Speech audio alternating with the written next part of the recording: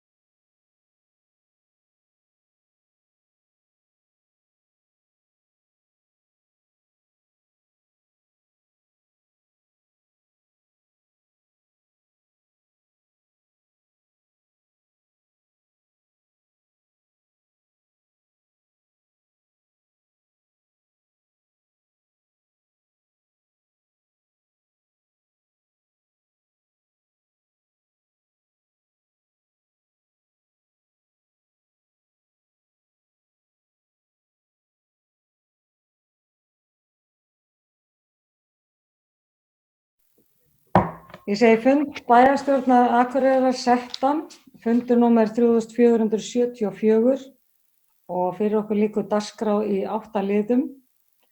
Þetta fjarfundur og sennilega sá síðasti í bili. Við munum fara niður í Hof næst þegar við fundum. En fyrstilegur dagskrár ársreikningur Akureyrarbæjar fyrir 2019, síðar umræða og til máls tekur bæjarfulltrúi Guðmundur Baldvin Guðmundsson.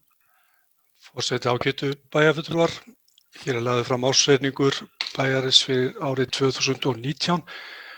Eins og við munum þá var hann tekinn hér fyrir á síðasta bæjarstjórnarfundi og vísa til bæjarráðs aftur.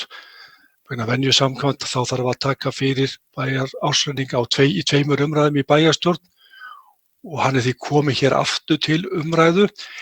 Í stuttu máli það bara þannig að ársreikningurinn náttúrulega bara eins og hann var lagður hér fram á síðasta fundi og bæjarstjóri fór yfir ágætlega.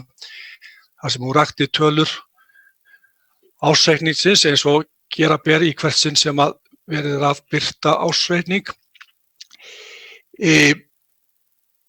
Við höfum á millitíðinni fengið skýrslu endurskoðanda, þar sem lögð hér fram með gögnum til bæjarfulltrúa, þar sem endurskoðunarskýrsla fyrir árið 2019 sem að Deloitte hefur gert og í stuttu máli má segja það að endurskoðunarskýrslan bara svona heilt yfir eða bara það engar athugasemdir sem þeir gera þegar þeir setja sér náttúrulega viðmiðunarmörk og vinnureglur þegar þeir eru að fara yfir slíkt eins og sveitarfélagsrekstur og þeir rekja hér í nokkuð góðu máli fara yfir helstu niðurstöður, fara yfir ársreikning sveitarfélagsins og fara yfir svona hvernig þróunin hefur verið.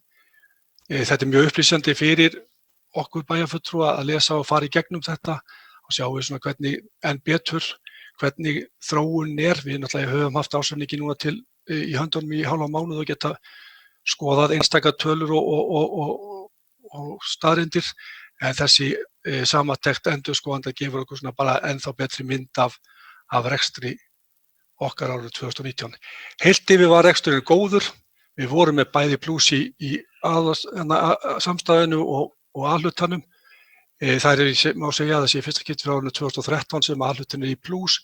Vissulega kemur þar inn til að við erum þar með inn í sölu á jörðinni Reykjum til Norðurorku sem að gera það verkum að þessi tala rétt skriður fyrir núlið. Hins vegar það ljóst að þegar maður horfir á tölurnar að rekstur A-hlutans í rauninni hefur batnað á undanförnum árum þó svo að það sé aðeins smá bakslag á árinu 2019. En það þó ekki mikið, við erum þarna með plústölu sem mjög ánægilegt og eins við líka með samstæðuna í plús. Við vitum það samt sem árið svo allir ágætu bæjarfulltrúar að við höfum verk að vinna. Það í raun okkar að koma þessu rekstri í sjálfbærni. Við höfum rætt það að aðalsjóður hefur verið rekinn með tapi. Við erum að horfast í augu við það að lífeyrisskuldbindingar eru sívaxandi. Það vísu á þessu ári 2019 þá var hækkun lífeyrisskuldbindinga ekki nema 342 milljónir en hafði verið á árunum áður milljarður kringum milljarðun og jafnvel meira. Þannig að þetta í rauninni það má kannski skýra það að lífeyrisskuldbindingar voru lægra á þessu ári heldur en hefur verið á síðustu árum. Þannig að við vitum vel að við höfum verk að vinna í þessu og við svo sem höfum átt ágætt samstarf innan bæjarstjórnar í þeim efnum og ég treysti það að við munum halda áfram. Það verður alltaf mjög óvenjulegt ár árið 2020. Við erum að takast á við eitthvað sem við höfum aldrei séð áður í okkar stjórnartíð hér í bæjarstjórn og menn eru jafnvel farin að tala að þetta geti haft meiri áhrif heldur en hrunið sem varð árið 2008. En við sjáum til hvað setur og höfum í rauninni á liðnum vikum verið að skoða tölur og vinna náið saman öll bæjarstjórn í það hvernig við getum siglt þetta áfram vegna þess að það mikilvægt í rauninni að við tökumst á við þennan skafl sem framundan en á sama tíma séum við að gæta þess að rekstur bæjarins sé í góðu horfi. Það svo sem ekkert meira þennan ársreikning að segja að mínum mati. Hann lagður hér fram bara til staðfestingar eins og ég sagði þá fór Ásthildur yfir allar þessar tölur á síðasta fundi og ástæðulaust til að vera tíunda það, en ég reikna nú kannski með einhverjum umræðum þetta hérna á hann að við sendum þetta eða afgreiðum þetta með samþykki en þetta náttúrulega fyrst og fremst bara stöðutaka árinu 2019 og staða í árslok 31.12.2019. En þetta lagt hér fram til samþykktar. Takk fyrir. Það bæjarfulltrúi Guðmundur Baldvin Guðmundsson lokið máli sínu. Næst tekur til máls bæjarfulltrúi Gunnar Gíslason. Forseti, ágætu bæjarfulltrúar. Ég vil nú þakka bæjarfulltrúa Guðmundi fyrir þessa yfirferð sem svo sem engin ástæði til að endurtaka það sem kom fram á síðasta fundi og það hafi ekki orðið neina breytingar á ársreikninginu síðan. Og það alveg rétt að það alveg klárlega verk að vinna fyrir bæjarstjórn að snúa rekstrinum við og ekki skána á ástandið í þeirri stöðu sem við erum núna og það vissulega áskorun að takast á við það. En við bæjarfulltrúar B-listans ætlum að leggja hérna fram bókun sem svo hljóðandi. Nú ber svo við að rekstur á A-hluta bæjarsjóðs jákvæður rúma 57 milljónir og hefur það ekki gerst síðan 2013. Ástæða þessa í raun sú að 2013 var Fráveitan seld til Norðurorku og nú var jörðin Reykir í Fnjóskadal seld til Norðurorku fyrir 83 milljónir sem duði til að A-hluti bæjarsjóðs sýndi jákvæða niðurstöðu. Rekstur A-hluta bæjarsjóðs hefur verið rekið með halla mörg undanfarin ár og skýringin sú að hluta til að lífeyrisskuldbindingar hafi verið mun hærri en áætlanir hafa gert ráð fyrir. En það út af fyrir sig réttlætir ekki þennan hallarekstur. Á síðustu 2 árum hefur stöðugildum í A-hluta bæjarsjóðs fjölgað 63.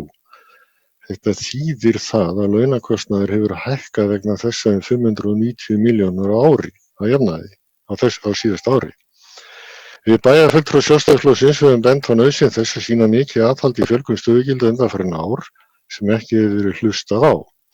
Í opinberu umræðu ársreikning Akureyrarbæjar gjarnan horft til samstæðunnar þar sem Hafnarsjóður og Norðurorka eru tekið með.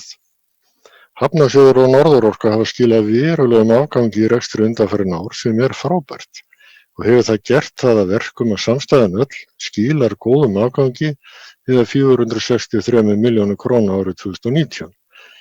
Þessi niðurstaða gefur tilefni til að ætla að rekstur Akureyrarbæjar sé í góðum málum og jafnvel frekar sé hægt að bæta í en hagræða eins og þörf á.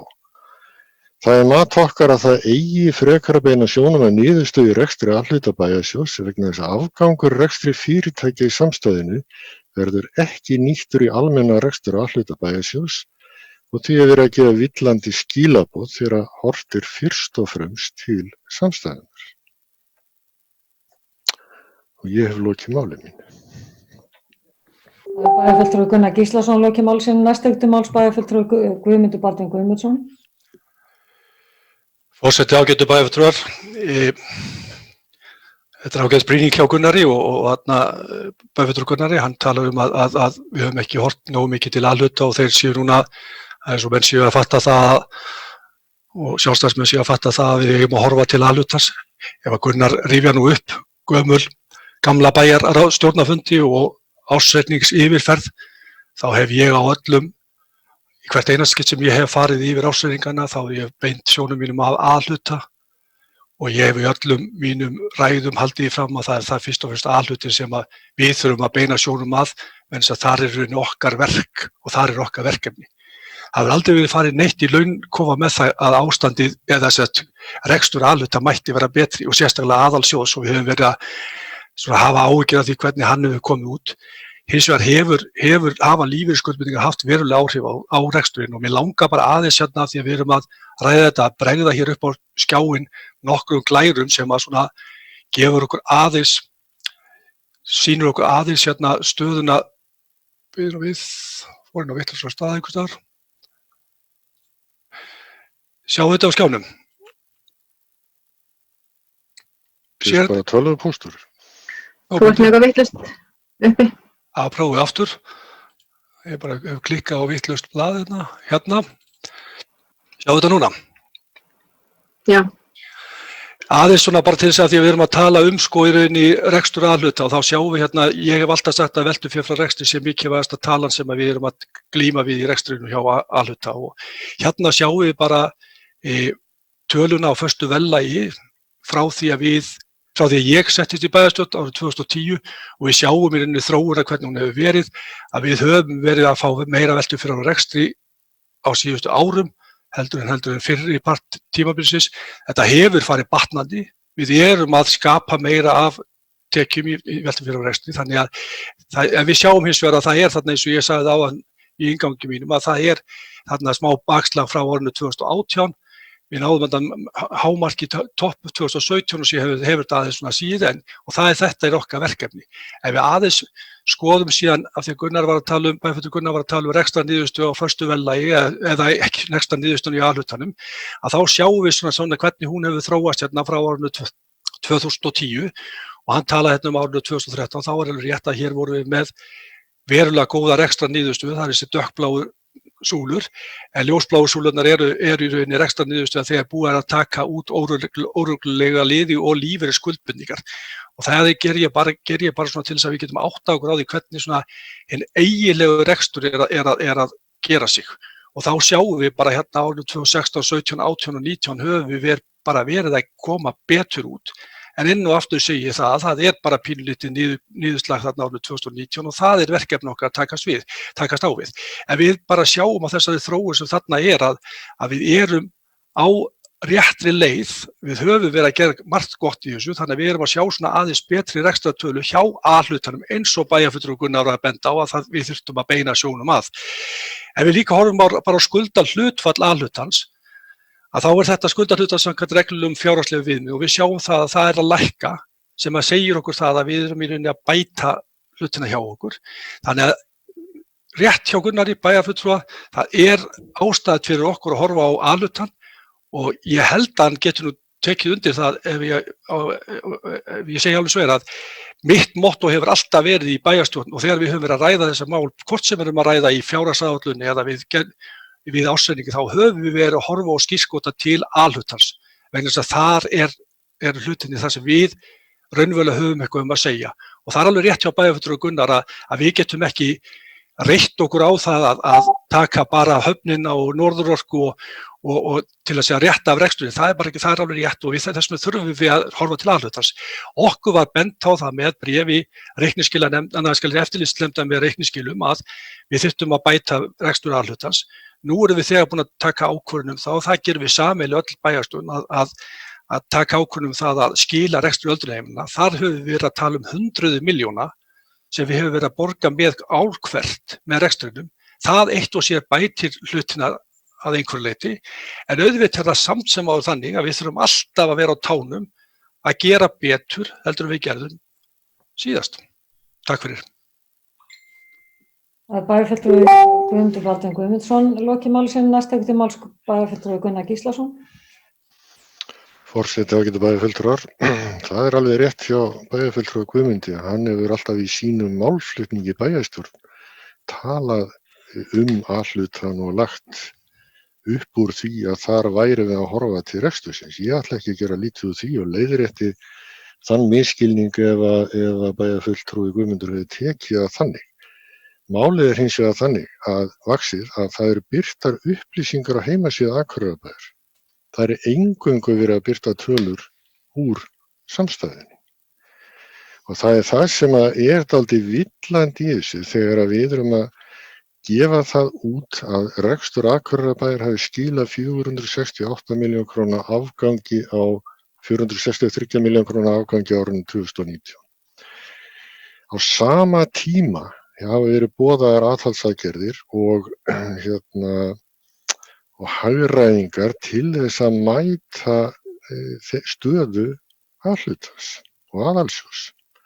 Og þarna fer bara ekki sama hljóð og mynd þegar við skoðum þetta og það er það sem er bara verið að benda á að fólk horfir á þessa tölu og spyr sér býtu, ég er starfsmaður Akureyrarbæjar, bærinn er að skila hellingsafgangi, af hverju þurfum við að fara að standa í því að skera hérna niður hina þessa þætti. Og það sem við erum bara að benda á, við höfum oft bent á, og þetta kom fram í vinnu sem við fórum sameiginlega í árið 2015, að árangursríkasta leiðin til þess að ná tökum á rekstri A-hluta bæjarsjóðs væri að halda stöðugildafjöldanum í einhvers konar jafnvægi. Og þar væri í raun og veru það aðhald sem að þyrfti til að skapa þetta jafnvægi. Því miður þá hefur það ekki gerst undanfarin 2 ár og það er bara það sem við erum að benda á. Þannig að A-hlutin hefði getað verið að skila miklu meiri afgangi, hefði það tekist. Og það er bara gott að heyra það að nú skal ætla menn að bretta upp ermar og vinna í þessu máli. Ég tek alveg undir það er alveg bara nauðsynlegt og það er líka alveg hárrétt hjá bæjarfulltrúa Guðmundi að ef við tökum lífeyrisskuldbindingarnar út úr þessu þá er A-hlutin að skila afgangi nánast öll árin. Það er alveg hárrétt. Ég ger ekki lítið úr því heldur. En við verðum að horfast í augu við þessar lífeyrisskuldbindingar og það má búast til dæmis við því að á þessu ári, þegar við förum að skoða það, þá muni þær hafa vaxið verulega, en það var líka gert ráð fyrir verulega miklu hærri upphæði áætlun ársins til lífeyrisskuldbindinga heldur en oft hefur verið gert áður. Og það er bara vel líka. Þannig að þetta er ekkert alls slæmt en við erum bara að benda á það sem að við teljum að sé það allra mikilvægasta í þessu eins og staðan er í dag. Svo því er kannski ekkert að horfa árið í ár en það verður það bara alveg absúrt svo ég bara taki þannig til orða. Og við tökum örugglega öll þátt í því og það sem ég er mestar áhyggjur af þar, það er að þessi jákvæða þróun með skuldahlutfalli, hún mun náttúrulega breytast verulega. Og að því að skuldahlutfalli tekur mið af hlutfalli af tekjum sveitarfélagsins, þá erum við að auka skuldir og sama tíma að tekjulækka, þannig að við verðum bara að reikna með því að skuldahlutfall rjúki upp á þessu ári. Við því er bara raun og veru ekkert að gera eins og þess. Takk.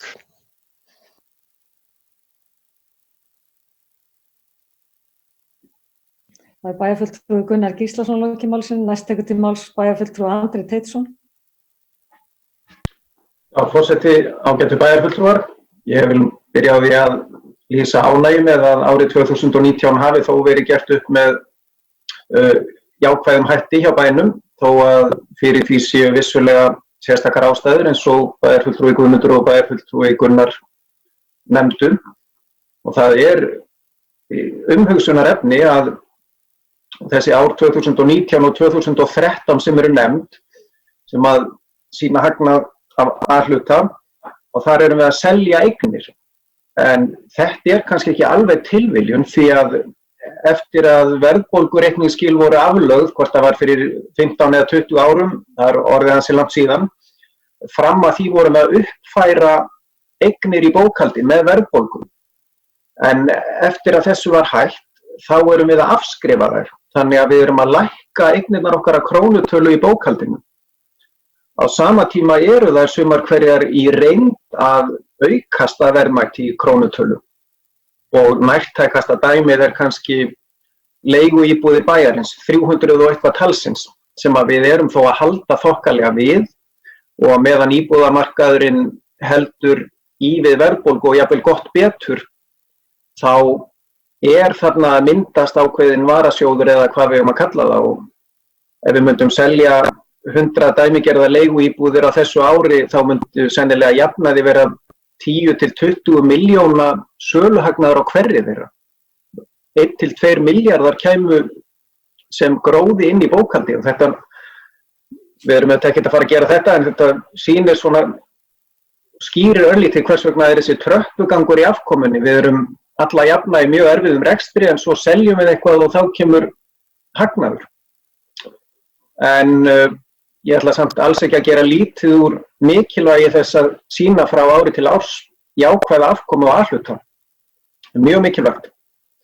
Og svo vil ég bara nefna það aðeins líka smá hugleiðingu varðandi Norðurorku og Hafnasamlagið sem að eins og var nefnt hérna að þetta hafa verið svona ákveðnir dráttarklárar fyrir uppgjörinn okkar og það er svolítill eðlismunur myndi ég að segja. Norðurorka er fyrst og fremst að hafa tekjur af okkur sjálfum, fólkinu og fyrirtækjunum á Akureyri og í nágrannasveitarfélögunum. Þannig að hagnaður Norðurorku það skýrist af góðum rekstri en líka því að gjaldskrárnar eru kannski örlítið hærri en þær þyrftu í raun og veru að vera. Þannig að við erum að búa til okkar eigin varasjóð eða hagnað með því að skipta við Norðurorku. Hafnasamlagið svolítið ólíkt því að þar erum við með skemmtiferðaskipin sem ákveðið hryggjarstykki og þar sem verið að rukka einhvern allt annan heldur en okkur sjálf og þannig að það í einhverjum skilningi hreinn gróði en sem að því miður hverfur að mestu á þessu ári.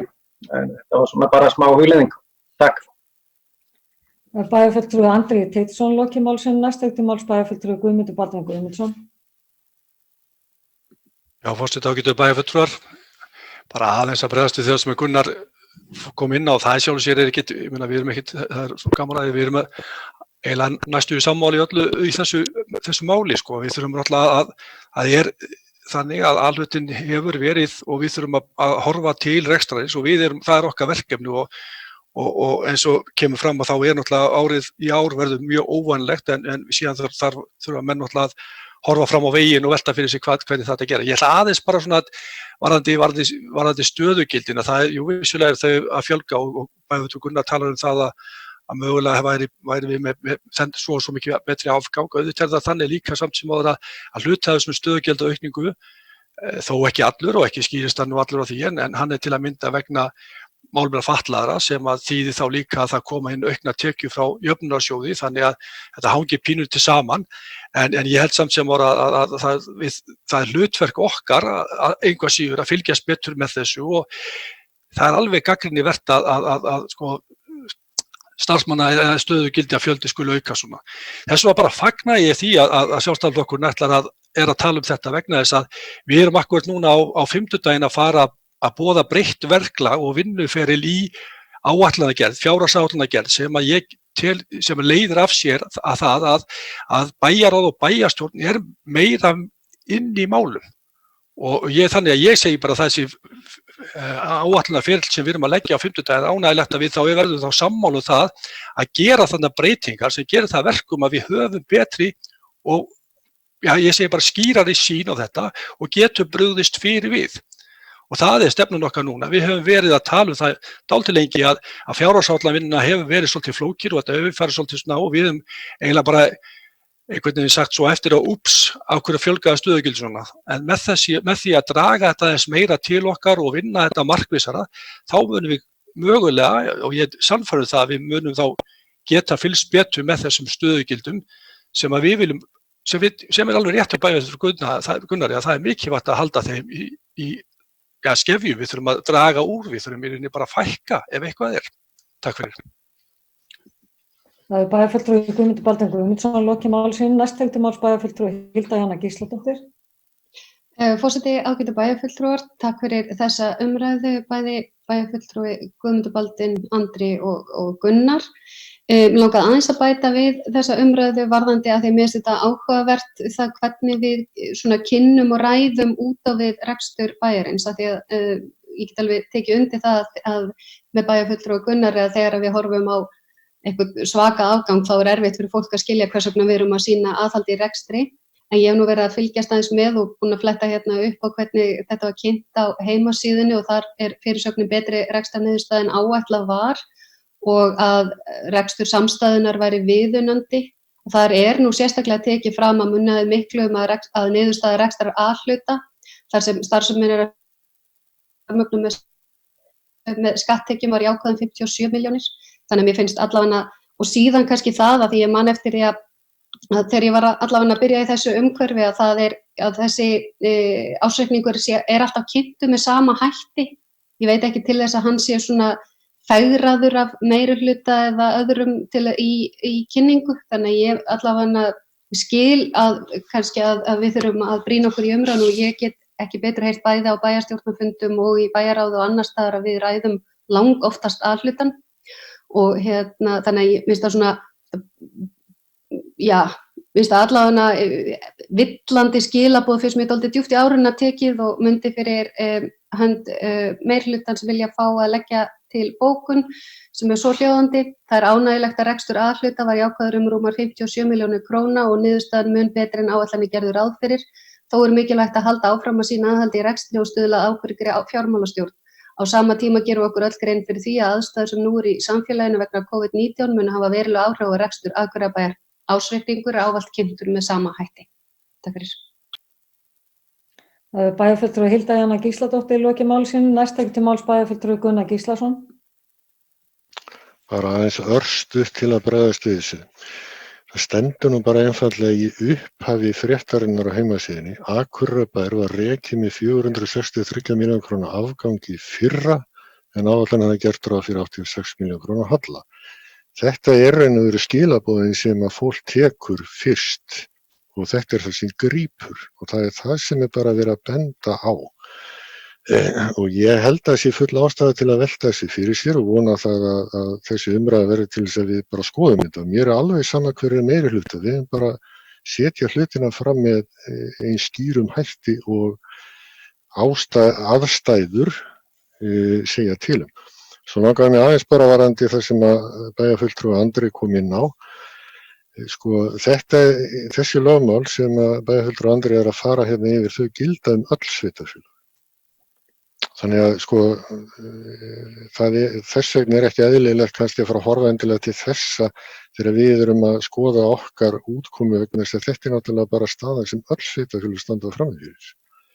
Og við erum bara ekki á sama stað og allt og mörg önnur sveitarfélög. Við vitum svo sem ýmsar ástæður fyrir því. Við erum að takast á við það með því að skila öldrunarheimilunum, vissulega. Það er eitt skrefið og getur svo haldið áfram. Og varðandi að því að bæjarfulltrúi Guðmundur ákvað að nefna þetta með breytt vinnufyrirkomulag við fjárhagsáætlanagerðina. Ætla ég nú ekki að fara út í þá umræðu hér en ég held að það sé nú ekki dagskrárefni núna. Ég á nú eftir að sjá hvað mun batna við þær tillögur bæjarfulltrúi Guðmundur og reikna með að við tökum umræðu það að næsta bæjarráðsfundi. Ég er ekki að sjá það. Læt máli mínu lokið. Það er bæjarfulltrúi Gunnar Gíslason lokið máli sínu. Orðið er laust. Næst tekur til máls bæjarfulltrúi Guðmundur Baldvin Guðmundsson. Hann ekki reistakkan allt í einu, þannig að afsakið það. Forseti ágætu bæjarfulltrúar. Ég langaði bara að ítreka því ég glemdi kannski að segja það og það sem kemur fram í bókunni sem bæjarfulltrúi Hilda lagði fram hér að við erum kannski með þessari framsetningu, þá erum við alltaf að gera með eins hætti. Við erum í rauninni alltaf að tala um samstæðuna, við erum alltaf að tala um sveitarfélag í heild sinni og það er eins og kannski bara bæjarfulltrúi Gunnar kom ágætlega inn á þegar hann var að tala um það sem Andri var að tala um, að við erum öll sveitarfélag í sömu stöðu. Það eru öll sveitarfélög. Þegar þau kynna ásetningar sína, þá öll sveitarfélag að tala um sveitarfélag í heild sinni. Síðan í texta talað um hvernig í rauninni þetta skiptist allt saman. Þannig að ég held að við skulum halda því til haga að þetta í rauninni kannski gert með svipuðum hætti ár frá ári, en svo getum við bara hefur komið fram að það er mismunandi skoðanir á þessu hvernig best við setja þetta fram. En ég hlakka til bara að taka umræðinu við Gunnar á bæjarráðsfundum og síðan þá aftur hér í bæjarstjórn hvernig við breytum verkferlum í fjárhagsáætlunarvinnu, en við erum alveg sammála því og höfum rætt það margoft á vettvangi bæjarstjórnar og bæjarráðs að við viljum sjá betri vinnubrögð og þessi tillaga sem við erum að leggja fram núna, ég treysti því að hún sé til batnaðar og við munum sjá markvissari vinnu. Takk fyrir. Bæjarfulltrúi Guðmundur Baldvin Guðmundsson lokið máli sínu og orðið er laust. Þessi fleiri hafa ekki kvatt sér hljóð þess að geta staðfest ársreikninginn gefur merki. Það eru 11, takk fyrir það. Þá komu öðrum lið á dagskrá gisting íbúðasvæðum, rammaskipulag og til máls tekur bæjarfulltrúi Ingibjörg Ólafur Ísaksen. Forseti, ágætu bæjarfulltrúar. Hér er verið að leggja fram að lokinni auglýsingu samkvæmt 2. málsgrein 30. greinar skipulagslaga nr. 123 frá árinu 2010 tillögu að breytingu á aðalskipulagi sem felur í sér breytingu á stefnu varðandi heimildir fyrir rekstrarleyfisskylda gististarfsemi á íbúðasvæðum. Tillagan var auglýst þann 4. mars 2020 með athugasemdafresti til 15. apríl 2020 og barst okkur ein athugasemd. Lögð fram tillaga sviðsstjóra skipulagssviðs að svari við athugasemd sem er meðfylgjandi með leyfi forseta. Það kemur fram að mismunun að ekki sé heimilt að vera með rekstrarleyfi skylda gistingu í fjölbýlishúsum nema sami aðili sé eigandi að öllum íbúðunum eða fyrirliggur samþykki allra eiganda hússins. Orlofsíbúðir mega vera í fjölbýlishúsum og engin rök að það sami ekki að gilda slíkar íbúðir þar sem áhrifin eru sambærileg. Svar skipulagssviðs á þá leið að samkvæmt lögum þurfi engin leyfi fyrir orlofsíbúðir þar sem löggjafinn lítur á slíka notkun sem hefðbundna notkun eiganda íbúðanna. Orlofsíbúðir þurfa því engin leyfi frá bænum. Athugasemd númer 2 að það ætti ekki vera sömu reglur fyrir fjölbýli með sér inngang en ekki var talið æskilegt að hafa mismunandi reglur fyrir mismunandi tegundir fjölbýla. Númer 3 að breytingar regluverki undanfarin ár hafa verið mjög íþyngjandi og skipulagssvið segir að það sé rétt. Regluverkið hefur verið að breytast undanfarin ár en með þessari breytingu verið að rýmka heimildir frá því sem nú er. En skipulagsráð leggur til við bæjarstjórn að tillagan ásamt svari við athugasemd verið samþykkt og sviðsstjórn skipulagssviðs verið falið að annast gildistökunnar. Það er bæjarfulltrúi Ingibjörg Ólafur Ísaksson lokið máli sínu. Orðið er laust. Það sem enginn hefur hvatt sér hljóðs. Þeir sem geta samþykkt tillögu skipulagsráð og tillöguna svari gefur merki. Það eru 11, takk fyrir það. Þá kom að þriðja lið á dagskrá, Hörgárbraut, umferðaröryggismál og til máls tekur bæjarfulltrúi Ingibjörg Ólafur Ísaksson. Já, forseti, ágætu bæjarfulltrúar. Ég erum að leggja fram minnisblað tillögur á úrbótum til að bæta umferðaröryggi á Hörgárbraut milli Glerár og Undirhlíðar. En lagt er til að öllum kröftum verði varið í að auka umferðaröryggi gangandi vegfarenda við Hörgárbraut. Hefðin hefur verið sú að sníða gangandi umferð að akandi en nú eru breyttar áherslur. Það er að segja að á þá leið að aðlaga á akandi umferð að gangandi. Í minnisblaðinu koma fram tillögur á úrbótum og leggur skipulagsráð til við bæjarstjórn að farið verði framkvæmdir samkvæmt liðum 1-5 á árinu 2020 og með leyfi forseta þá er það að setja upp skilti sem vara við gönguþverunum. Sett verði upp hraðavaraskilti sem sýna raunhraða ökutækja. Setja upp hraða og rauð ljósa myndavél við gangbrautina á Hörgárbraut við Stórholt. Loka fyrir hjáleið frá Höfðahlíð inn á lóð N1 og endurstilla á ljósatíma gönguljósa. Síðan er einnig lagt til að framkvæmd samkvæmt 6. lið að það verði unnið smám saman á næstu árum en það er tillaga að tré verði sett milli akreina en við erum einmitt að vinna slíku núna en það bindur svifryk og býr til sjónrænt áreiti. Skipulagsráð leggur ennfremur til að hafi verið undirbúningur að framkvæmdum á liðum 8-10 sem eru að framlengja miðeyju og loka vinstri beygju á Stórholti, fjarlæga gönguþverun við Hringtorg við Undirhlíð, sunnan megin og breyta gönguþverun norðan Hringtorgs við Undirhlíð. En framkvæmdir samkvæmt liðum 7, 11 og 12 þurfa lengri undirbúning og verða skoðaðar síðar ef þörf er talin á að bæta umferðaröryggi enn frekar. En til upplýsinga þá er það hraðalækkun í 40 km á klukkustund, auka sýnileika og vægi þverunar við Stórholt og þrengja Hörgárbraut við gönguþverun. En varðandi framkvæmdir samkvæmt liðum 13 og 14 sem eru undirgöng og göngubrú, þá telur skipulagsráð að miðað við fyrirliggjandi gögn sé ekki raunhæft að gerð verði undirgöng eða byggð göngubrú á þessum stað. Talið er að með þessum framkvæmdir sé verið að lengja leið vegfarenda og hefur reynsla annarra landa sýnt að notendur nýti síður slíka leiðir. Takk fyrir. Það er bæjarfulltrúi Ingibjörg Ólafur Ísaksson lokið máli sínu. Orðið er laust. Til máls tekur bæjarfulltrúi Sóley Björk Stefánsdóttir. Já, forseti, ágætu bæjarfulltrúar. Ég vil bara svona stuttlega fagna þessu og þessari áherslu einmitt að hafa gangandi umferð dálítið í forgang og það sé ekki alltaf að gangandi þurfa að taka á sig krók til þess að forðast bílana svo þau geti keyrt hratt. Mér finnst það mjög gott og hlakka bara til að sjá þessi atriði verða uppfyllt. Takk fyrir. Það er bæjarfulltrúi Sóley Björk Stefánsdóttir lokið máli sínu. Orðið er laust. Næst tekur til máls bæjarfulltrúi Guðmundur Baldvin Guðmundsson. Já, ég vil bara líka taka undir með, byrja kannski bara forseta ágætu bæjarfulltrúar. Ég vil bara líka taka undir með bæjarfulltrúi Sóleyju að ég vil bara fagna því að þessar aðgerðir, sérstaklega það sem er verið að setja í gang núna, fyrstu 5 aðgerðirnar, þetta mun gera breyta miklu að ég tel og ég vil líka svo sem kannski árétta það að þarna líka ágætlega tekið fram í minnisblaðinu og Ingibjörg fór aðeins inn á það að það svona ágætlega tekið á því að hugmyndir brú og undirgöng eru bara í raun ekki raunhæfar vegna þess að það lengir leið gangandi og hjólandi farþega og hefur ýmislegt óhagræði í för með sér. Þannig að það kannski ekki valkostur í þessari stöðu. En þessar aðgerðir sem verið að grípa þarna til ég sannfærður að gera það verkum að akstur þarna mun breytast og réttur gangandi vegfarandi og hjólandi vegfarandi verði meiri öllum til hagsbóta. Og ég vil bara líka svona lokum að því ég nú eini íbúi í Holta- og Hlíðarhverfi sem hefur barist mikið fyrir þessu af því að Hörgárbrautin nú í Holta- og Hlíðarhverfi fagnaði þessu fyrir hönd okkar hérna íbúanna. Takk fyrir. Það hefur bæjarfulltrúi Guðmundur Baldvin Guðmundsson lokið máli sem næst tekur til máls bæjarfulltrúi Gunnar Gíslason.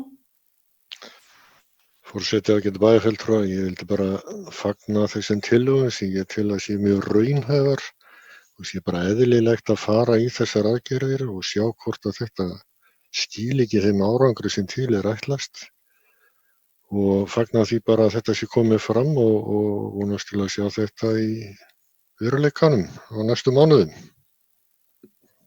Það hefur bæjarfulltrúi Gunnar Gíslason lokið máli sínu orðið laust. Fleiri hafa ekki hvatt sér hljóðs þeir sem geta samþykkt tillögur skipulagsráðs gefið merki.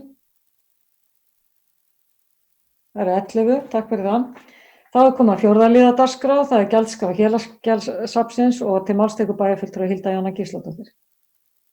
Forseti, ágætu bæjarfulltrúar, það lögð hérna fram tillaga gjaldskrá Héraðsgjaldsafnsins á Akureyri en tillagan var samþykkt í stjórn Akureyrarstofu 16. apríl 2020 og síðan í bæjarráði 22. apríl 2020. Ég tel ekki að það sé sérstakt tilefni til að ræða hana ítarlega, þetta hefur bara ekki verið lagt fram áður og fínt að það sé komið þá hérna í gegn. Takk fyrir. Það bæjarfulltrúi Hilda Jana Gísladóttir lokið máli sínu orðið laust sem enginn hefur hvatt sér hljóðs þeir sem geta samþykkt gjaldskrána gefið merki. Það 11, takk fyrir það. 5. liður á dagskrá, það minningarsjóður Maríu Kristínar Steffensen og tillaga að skipa í stjórn, eða okkur falið að skipa í stjórn og tillaga að skipa Láru Halldóru Eiríksdóttur í stjórn orðið laust. Þeir sem geta samþykkt þá tillögu gefið merki. Það 11. Þá það 7. liður á dagskrá, markaðsátak eftir COVID-19 og til máls tekur bæjarfulltrúi Hilda Jana Gísladóttir. Já, forseti, ágætu bæjarfulltrúar. Heimsfaraldurinn sem nú geisar hefur meira og minna áhrif á allt, nema kannski veðrið og það líklega aðeins til þess fallið að æra óstöðun að minna okkur á að við lifum á óvenjulegum tímum og óvissan mikil. Fyrir utan áhrif faraldursins á heilsu og líf fólks þá hefur hann að sjálfsögðu mikil áhrif á atvinnulíf og fjárhagsstöðu hins opinbera. Aðstæður eru sérstaklega erfiðar í ferðaþjónustu og binda margir vonir við að Íslendingar munu ferðast innanlands í sumar og vegi þannig á móti þeim gríðarlega samdrætti sem þegar orðin og verður fyrirsjáanlega. Vonin sem sagt sú að ferðalög innanlands verði möguleg lífæð einhverja þeirra fyrirtækja sem starfa í greininni. Ég trúi því persónulega að það séu miklu möguleikar sem kunna felast í eðli Íslands sem áfangastaðar. Þannig munu ferðamenn ekki síður vilja heimsækja Ísland eftir COVID en fyrir og kannski jafnvel enn frekar og þá ekki síður Norðurland og dreifðari byggðir. Hér auðvelt að ferðast á þess að lenda í mikilli mannmergð, mikið landflæmi, strjábýli og fámenni en á sama tíma framúrskarandi þjónusta og síðast en ekki síst fagleg tök á faraldrinum en þetta eru allt í mínum huga atriði sem ættu að auka traust á áfangastaðnum Íslandi. Þá var það einstakt fagnaðarefni og gríðarlega mikilvæg skilaboð til okkar þegar að ríkisstjórnin lagði til að fara yrði í stækkun flugstöðvar og flughlaðsins á Akureyri en áformað að verja 500–600 milljónum króna í ár til undirbúnings. 2 verkefni sem eru fjármögnuð af ríkinu eru nú í undirbúningi og ætlað að minnka neikvæð áhrif á ferðabanninu.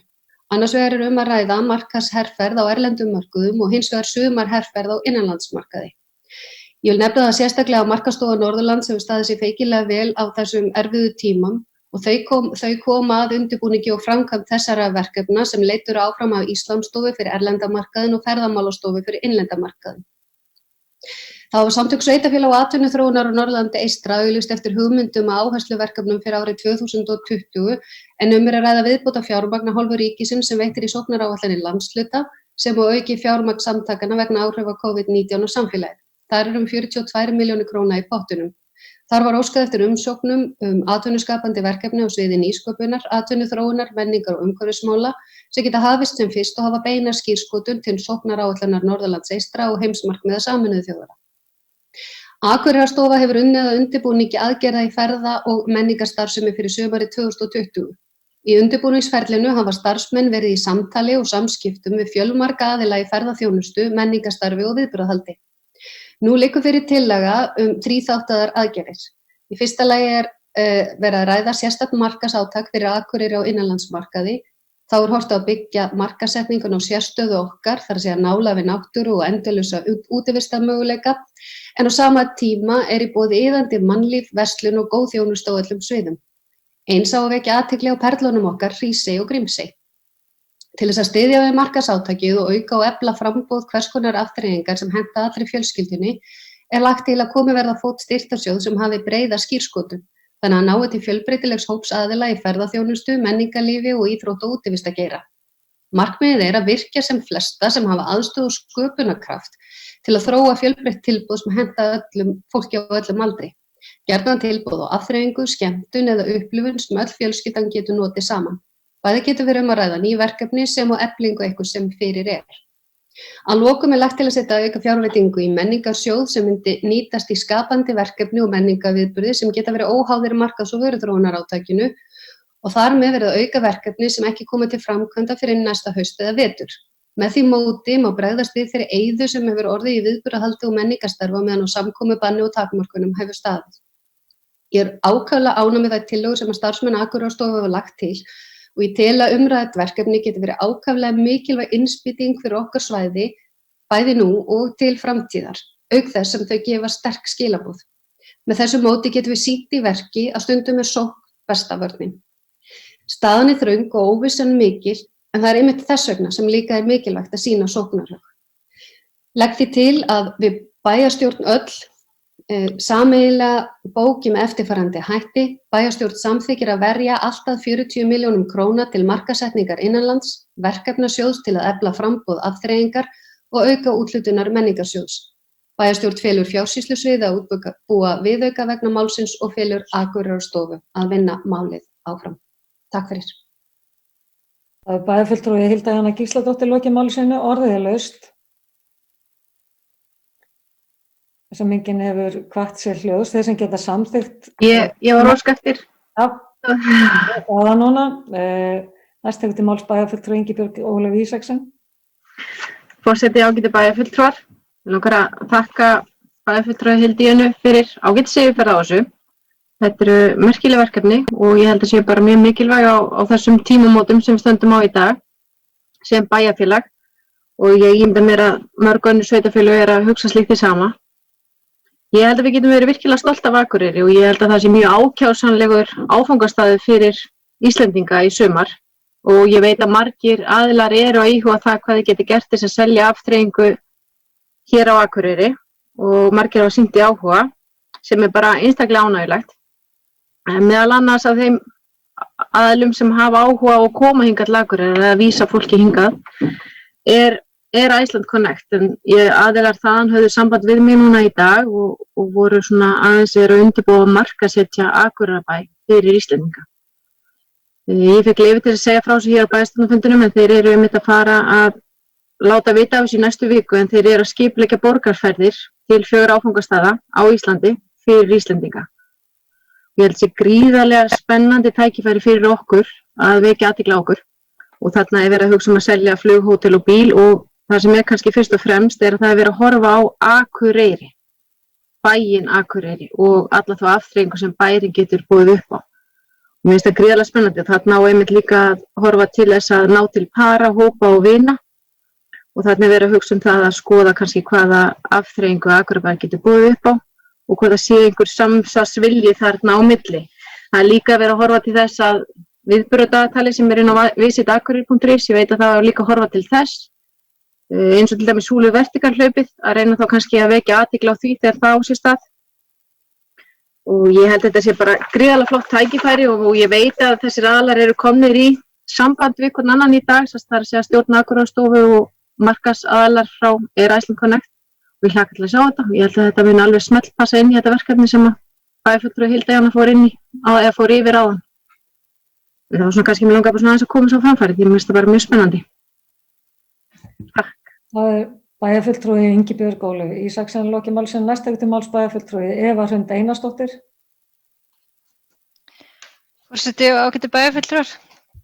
Ég ætla nú ekki að hafa þetta langt, mér langar bara að nýta tækifærið og líkt og bæjarfulltrúi Hilda Jana og hrósa starfsfólki Akureyrarstofu. Mér finnst þetta flottar hugmyndir og unnið vel á stuttum tíma, auðvitað á eftir að útfæra þetta enn betur en mér finnst þetta vel gert og nú er það bara fyrir okkur að hafa hraðar hendur því fólk er farið að ákveða hvert það ætlar í frí í sumar og svona, þannig að en ég held við stöndum vel, ég tek alveg undir með þeim sem hafa talað, þú veist, Akureyri við erum með sterkt vopn í hendi, myndi ég segja, því að Akureyri er gríðarlega flottur staður til að heimsækja og ekki síður til að búa á.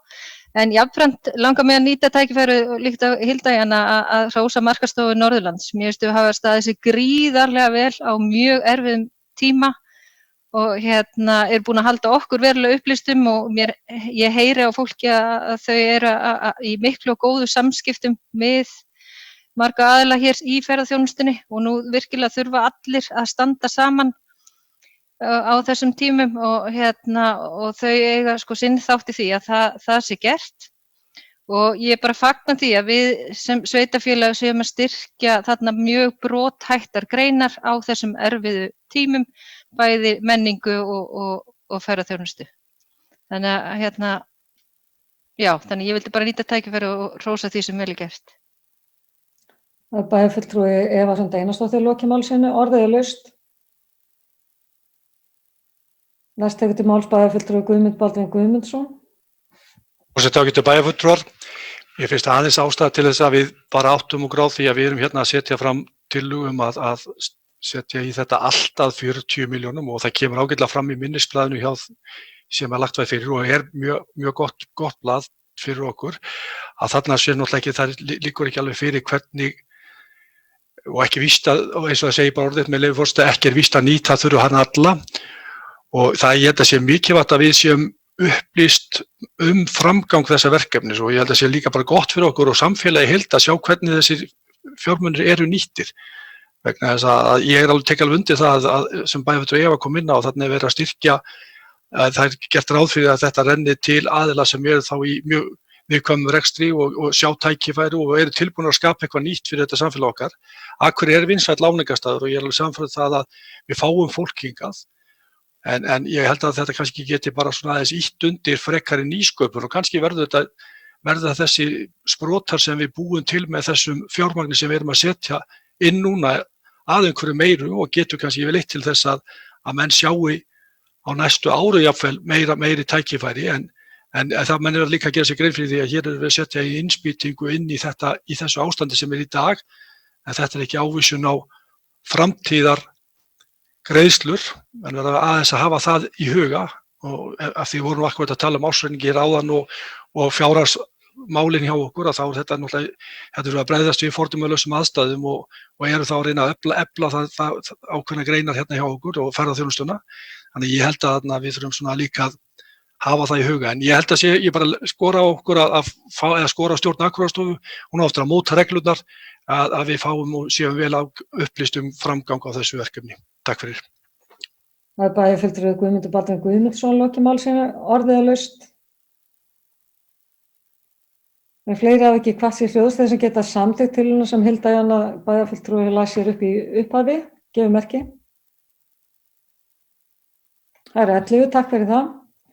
Og þá er komið af 7. liður á dagskrá starfsáætlun og stefnuræða nefndar og frístundaráð, formað frístundaráðar er mætt hér. Anna Hildur, gef henni orðið. Takk fyrir. Forseti, ágætu bæjarfulltrúar, frístundaráð Akureyrarbæjar fjallar jafnréttismál og önnur mannréttindamál, fjölskyldumál, tómstundamál, íþróttamál og forvarnamál í umboði bæjarstjórnar Akureyrar. Eins og hjá mörgum hafa síðustu mánuðir gjörbreytt starfsemi frístundasviðs og að einhverju leyti snúið áformum okkar á hvolf. Þannig höfum við þurft að endurskoða og breyta áætlum eftir því sem COVID-19 faraldurinn hefur þróast. Fyrir síðustu fjárhagsáætlanagerð voru lagðar til töluverðar hagræðingar sem nú eru að eðli máli samkvæmt til skoðunar. Sumum af tillögum ráðsins var hægt að hrinda í framkvæmd strax en aðrar þurftu meiri undirbúning og fór sú vinna í gang í upphafi árs. Á viðsjáverðum tímum hefur þetta ástand haft töluverð áhrif á okkar svið og því munu einhverjar af hagræðingartillögum ráðsins ganga til baka líkt og ég nefndi. Við hefðum ætlað að draga úr atvinnuátaki fyrir 18–25 ára, svokallaðri sumarvinnu skólafólks. Í ljósi stöðunnar á atvinnumarkaði núna er ljóst að atvinnuleysi á meðal ungs fólks mun aukast umtalsvert og mjög erfitt fyrir þennan aldur að fá vinnu. Þessi hagræðingartillaga hefur því verið dregin til baka og hefur bæjarráð falið sviðsstjóra stjórnsýslusviðs að vinna könnun á mögulegri atvinnuþátttöku í sérstöku sumarátaki ungmenna. Þá stóð til að loka gleraugu í 6 vikur í sumar. Í ljósi tilmæla almannavarna fjöldatakmarkanir að íþróttamannvirkjum og sundlaugum töldum við mikilvægt að geta boðið upp á opnun í 2 sundlaugum í bæjarfélaginu. Bæjarráð samþykkti svo síðastliðinn fimmtudag að falla frá þessari aðgerð og bregðast þannig við stöðunni. Eitt af því sem frístundaráð lagði til var flutningur á handverksmiðstöðinni Punktinum sem staðsettur í Rósinborg upp í Víðilund. Punkturinn er mikilvægur staður í tilveru margra og líta mörg sveitarfélög öfundaraugum til okkar hér á Akureyri hvað þessa starfsemi varðar. En eins og þið vitið þá erum við með aðra tómstundamiðstöð í Víðilundi sem er fyrir aldraða og var markmiðið að gera hana öflugri og útvíkka þannig að hún væri ekki eingöngu fyrir aldraða. Auka við þjónustu með því að bjóða upp á opnunartíma 12 mánuði á ári en punkturinn hefur hingað til aðeins verið opið 9 mánuði á ári. Það var ljóst að punkturinn geti ekki farið upp í Víðilund í þeirri mynd sem hann er í dag og skipuðu við starfshóp sem í sátu fulltrúa starfsmanna og notenda sem lögðu fram tillögu með hvaða hætti það væri hægt að koma hluta af starfseminni fyrir í Víðilundi. Sú tillaga hefur verið til skoðunar hjá starfsmönnum umhverfis- og mannvirkjasviðs sem hafa verið að leggja mat á kostnað við þær breytingatillögur á húsnæðinu sem starfshópurinn lagði til. Til lengri tíma er það okkar mat að hagkvæmara reynist að reka eina sameinaða tómstundamiðstöð auk þess að það geti leitt til betri þjónustu. Ég trúi því enn að þetta sé vænlegur kostur en í ljósi aðstæðna í samfélaginu hefur bæjarráð á fundi sínum síðastliðinn fimmtudag samþykkt að fresta tímabundið flutningi á starfsemi punktsins upp í Víðilund. Síðastliðið haust var ákveðið að draga úr opnunartíma ungmennahús og á þeim tímum sem aðsókn hafði verið dræm. Og enn og aftur að áhrifum COVID, en frá því að samkomubanni tók gildi hefur meira og minna öll starfsemi tengt samfélagssviði og frístundaráði legið niðri. Í starfi félagsmiðstöðva og ungmennahús hefur verið gerð tilraun með að halda út til rafrænni þjónustu en þar sem þjónustan byggir mikið á mannlegum samskiptum í raunheimi og segja að það verði að vera keppikefli næstu vikunar og í sumar að koma starfseminni í fullan gang og að notendur á þjónustunni skili sér tilbaka. Þetta þarf að vera okkar sameiginlega verkefni og á ábyrgð okkar allra. Það má gera ráð fyrir að COVID-19 muni hafa töluverð áhrif á börn og ungmenni þegar til lengri tíma er litið. Það mun ekki koma í ljós fyrr en líður á sumarið og næsta haust hvort þau skili sér í íþrótta- og tómstundastarf eða í skóla. Fylgjast þarf vel með því hvort að skólaforðun muni aukast og eins hvort að fækkun verði í hópi þeirra 10. bekkinga sem skila sér í framhaldsnám. Búast má við aukinni félagslegri einangrun, auknu ofbeldi gagnvart börnum og fleiru. Við skulum því vera við öllu búin til þess að geta tekist á við verkefnin leið og þau koma upp.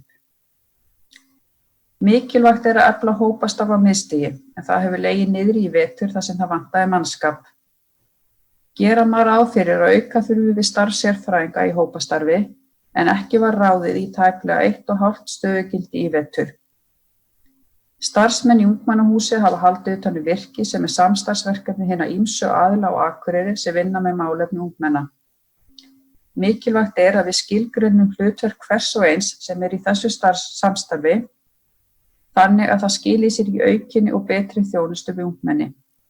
Einn liður í því til dæmis að bjóða upp á meiri ráðgjafarþjónustu í Rósenborg frá öllum samstarfsaðilum eða í gegnum fjarfundabúnað og það gaman að segja frá því hér að Akureyrarbær að ganga frá samningi við Caraconect sem stafræn vinnustöð fyrir sérfræðinga. Það mun vonandi auka þjónustuna og gera það að verkum að hægt að ná betra sambandi við fleiri skjólstæðinga. Hér má einnig nefna að frístundaráð lagði á það áherslu að teknir yrðu upp mælikvarðar á starfsemi ungmennahússins til þess að sýna fram á hver notkun á þjónustunni raunverulega er. Ein aðgerð við innleiðingu barnasáttmálans að bæta aðgengi við sálfræðiþjónustu fyrir ungt fólk. Æskilegt væri að við í samstarfi við heilbrigðisþjónustuna getum bætt úr því að töluvert ákall eftir þessari þjónustu. Fulltrúar ungmennaráðs hafa meðal annars ítrekað bent á að þessa þjónustu þarf að laga. Hér geti virki mögulega verið sá vettvangur sem þarf til að koma þessari þjónustu á. Virki fékk í byrjun þessa árs veglegan styrk frá Vinnumálastofnun og barna- og félagsmálaráðherra til að auka við virkniúrræði og það ber að þakka. Félagsmiðstöðvarnar á Akureyri halda úti viðamiklu starfi fyrir börn og unglinga á Akureyri allt árið kring. Þjónusta fyrir börn á miðstigi hefur verið að þróast en ekki langt síðan þessum aldurshópi stóð lítil sem engin þjónusta til boða frá félagsmiðstöðvum bæjarins. Áhersla lögð á leitastarf þar sem haft samband við skóla með að bjóða sérstaklega þeim börnum sem þurfa á styrkingu að halda en annars geta allir skráð sig til þátttöku sem kjósa. Það þýðir að í starfinu blanda saman börn sem þurfa á stuðningi að halda og svo börn sem eru félagslega sterk. Það gott samstarf við fræðslusvið en við þurfum að breikka þetta samstarf og vinna líka náið með fjölskyldusviði. Frístundaráð lagði til í starfsáætlun að allt tómstundastarf barna og unglinga á Akureyri yrði undir sama hatti á samfélagssviði en ekki á 2 stöðum eins og það í dag. En búsetusvið hefur haldið utan tómstundastarf fyrir fötluð börn og ungmenni. Með þessu næst vonandi meiri samlegð í starfsmannahaldi og aukinni þjónustu við alla óháð fötlu. Liðveisla, tómstundastarf og sumarvinna með stuðningi eru liðir sem eiga heima undir sama hatti. Beðið eftir lagabreytingu svo að af tilfærslunni geti orðið. Forvarnir eru veigamikill þáttur í starfi frístundaráðs. Í starfsáætlun 2020 lagt upp með að auka samstarf við framhaldsskólana. Starf forvarnateymis verður eflt og sérstaklega verður hugað að forvarnamálum ungmenna á aldri 14 til 18 ára. Í þessu samhengi verður það að vera verkefni að brúa betur bilið á milli grunn- og framhaldsskóla. Við erum í þeirri vegferð að verða barndægt sveitarfélag og börn eru börn til 18 ára aldurs. Og samfélagið má því ekki linna takið og sleppa því þegar börn klára grunnskóla. Það verður því að ramma betur inn samstarfi við framhaldsskólana. Það ljóst að þegar við tökum höndum saman þá verðum við öflugari í að vinna málefnum unga fólksins okkar og það vilja allar að vinna saman og á þessu sviði getum við alltaf gert betur. Vinna við nýja forvarnastefnur í vinnslu og aðgerðaráætlun forvarnastefnuna verður endurnýjuð fyrir árið 2020 til 2022. Þrátt fyrir að forvarnastefnan sem slíks í útrunnin hefur ítarlega aðgerðaráætlun ætíð verið uppfærð á 2 ára fresti. Horft verður til heimsmarkmiða Sameinuðu þjóðanna í þessu samhengi og þau innleidd í okkar starf. Núna í mars var skýrslu varðandi stöðu innleiðingar á barnasáttmála Sameinuðu þjóðanna og þeim aðgerðum sem bæjarstjórn samþykkti að fara í byrjun árs 2019 skilað inn til UNICEF. Aðgerðaráætlunin var fyrsta skrefið í átt að barnvænu sveitarfélagi og var ætlað að styðja við alla þætti stjórnsýslunnar og aðstoða sveitarfélagi við að verða barnvænna á öllum sviðum stjórnarhátta, umhverfis og þjónustu. Markmið aðgerðaáætlunarinnar var að tryggja virka þátttöku barna og að tryggja að sjónarhorn þeirra séu gerð skil við allri ákvarðanatöku sveitarfélagsins. Fulltrúar UNICEF munu núna í maí gera úttekt á stöðu innleiðingarinnar með því að ræða við lykilstjórnendur sveitarfélagsins, fulltrúa í stýrihóp innleiðingarinnar og fulltrúa í ungmennaráði. Að þeirri úttekt lokinni mun Akureyrarbær vonandi með stolti geta sagst vera fyrsta barnvæna sveitarfélagið á Íslandi. Þeim titli verðum við að flagga og halda vel utan þetta verkefni með nýrri aðgerðaáætlun. Ég vil nota tækifærið og þakka verkefnastjóra innleiðingar barnasáttmálans og þeim starfsmönnum sem hafa komið að þessu verkefni fyrir vel unnin störf. Akureyri þátttakandi í heilsueflandi samfélag sem mjög áhugavert verkefni sem landlæknisembættið stendur fyrir. Það sem miðað að því að þróa samfélagslegan ramma utan markvissa og heildræna heilsueflingu allra aldurshópa.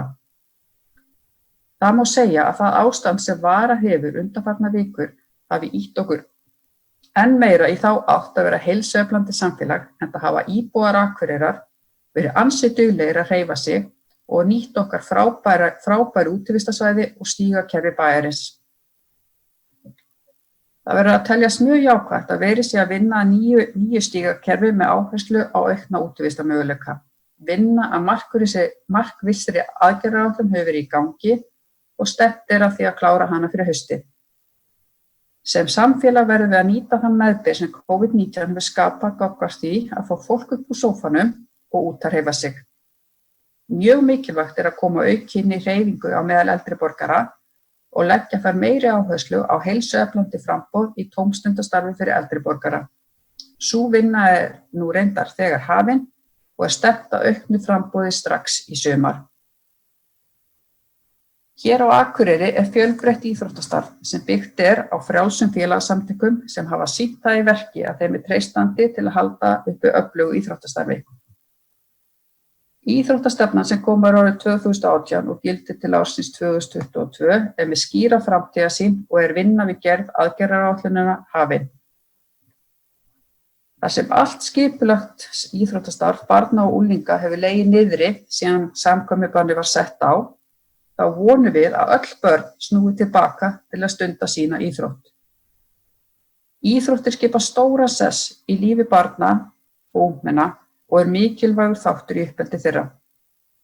Í íþróttastarfi læra börn og ungmenni aga, reglur, samvinnu, jafnrétti og læra að keppa á heiðarlegan hátt og bera virðingu fyrir öðrum. Þau læra einnig hvernig á að ná árangri, gefast ekki upp, taka ósigurum og koma vel fram við aðra. Á síðasta fundi frístundaráðs var lagt fram minnisblað deildarstjóra íþróttamála þar sem tekin voru saman svör frá forsvarsmönnum íþróttahreyfingarinnar þegar spurt var út í hvaða áhrif COVID-19 að hafa á starf íþróttahreyfingarinnar. Miðað við þau svör ljóst að íþróttahreyfingin að verða fyrir miklu fjárhagslegu höggi sem getur til lengri tíma litið bitnað á faglegu starfi og haft áhrif á barna- og unglingastarfið. Mennta- og menningarmálaráðherra skrifaði undir samkomulag við ISÍ síðastliðinn fimmtudag þar sem ISÍ falið að útdeila 450 milljónum króna út í hreyfinguna. Hversu mikið mun skila sér til íþróttastarfs á Akureyri á eftir að koma í ljós, en það ljóst að þessi upphæð mun engan veginn duga til að koma til móts við þann skell sem íþróttarhreyfingin að verða fyrir. Það verður því áskorun á samfélagið og sameiginlegt keppikefli okkar að öll börn og ungmenni snúi aftur til æfinga og helst fleiri til. Í íþróttastefnu Akureyrarbæjar og IPA stendur að á Akureyri að vera færri, stærri og faglegri fjölgreinafélög í framtíðinni. Það verður að segjast eins og að þrátt fyrir að þetta markmið hafi verið sett inn í stefnuna og meðal annars eftir vinnufund með fulltrúum flestra íþróttafélagana, þá hefur þegar á hólminn komið illa gengið að fylgja þessu eftir. Nokkur félög hafa átt í viðræðum og tímabili stefndi í að Fimleikafélag Akureyrar myndi sameinast annaðhvort KA eða Þór og yrði deild innan þeirra raða. Í miður þá gekk það ekki eftir. Við búum því miður við það ennþá að tilfinningar ráða meira en skynsamleg rök sem eiga að leiða til hagræðingar í rekstri og betra og faglegra utanumhaldi. Rekstrarumhverfi félaga og deilda verður erfiðara á komandi misserum í kjölfar COVID-19. Af þeirri staðreynd einni ætti það að vera keppikefli félagana að leita allra leiða til að hagræða með hugsanlegri sameiningu önnur félög og finna sameiginlega fleti til að vinna að. Þrátt fyrir félagafrelsi í landinu má velta því upp hvort að sveitarfélög almennt eigi ekki að stíga fastari niður fæti þegar kemur að þessum sameiningarmálum. Frístundaráð skilaði sér skýrslu forgangsröðun á uppbyggingu íþróttamannvirkja til bæjarstjórnar í október á síðasta ári. Bæjarstjórn hefur tekið hana til umræðu og hafið uppbyggingu samkvæmt tillögunum, en á dögunum var samþykkt að fara í uppbyggingu á svæði Nökkva sem var einmitt fyrst á lista í forgangsröðunni. Og ég vil nota tækifæri og þakka vinnuhópnum sem vann skýrsluna fyrir þeirra vinnu. Eitt af áherslumálum núverandi meirihluta hefur verið að koma á aukinni samfellu í íþrótt- og tómstundastarfi. Ráðinn var sérstakur verkefnastjóri til að leiða þá vinnu og hefur hann skilað af sér tillögum til að vinna þetta verkefni áfram. Þær tillögur snúast annars vegar að færa æfingar yngstu barna framar í stundatöfluna sem kom til framkvæmda strax síðastliðið haust, kom á svo eitthvað frístundastrætó sem mun nýtast fleiri íþróttafélögum en KR-rútan gerir í dag. Og hins vegar tillagan að auka við gæðastarf í frístund og taka upp þau gæðaviðmið sem mennta- og menningarmálaráðuneytið hefur gefið út.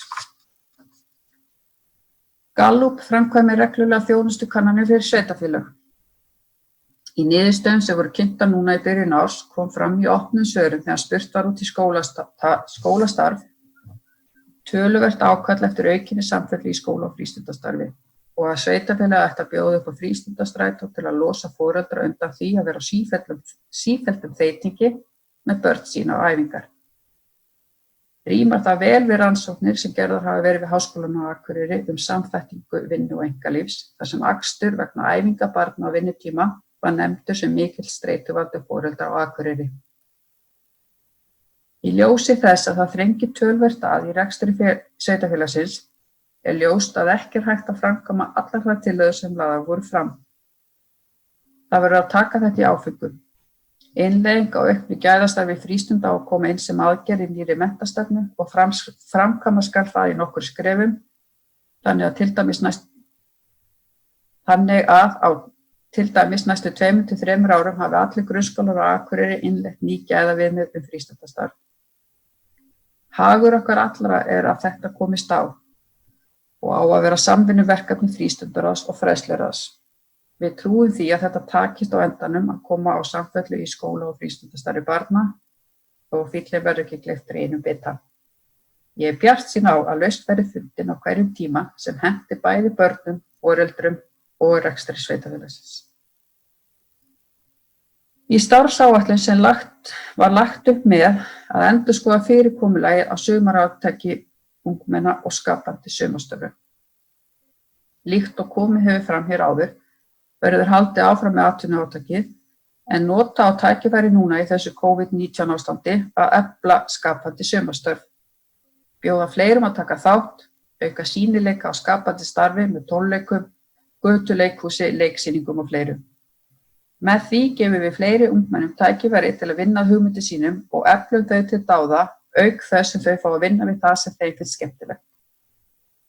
Nú þegar hefur verið haldinn einn fundur með fulltrúum ungmennahússins, listasafnsins og bókasafnsins og góðar hugmyndir sprottið fram.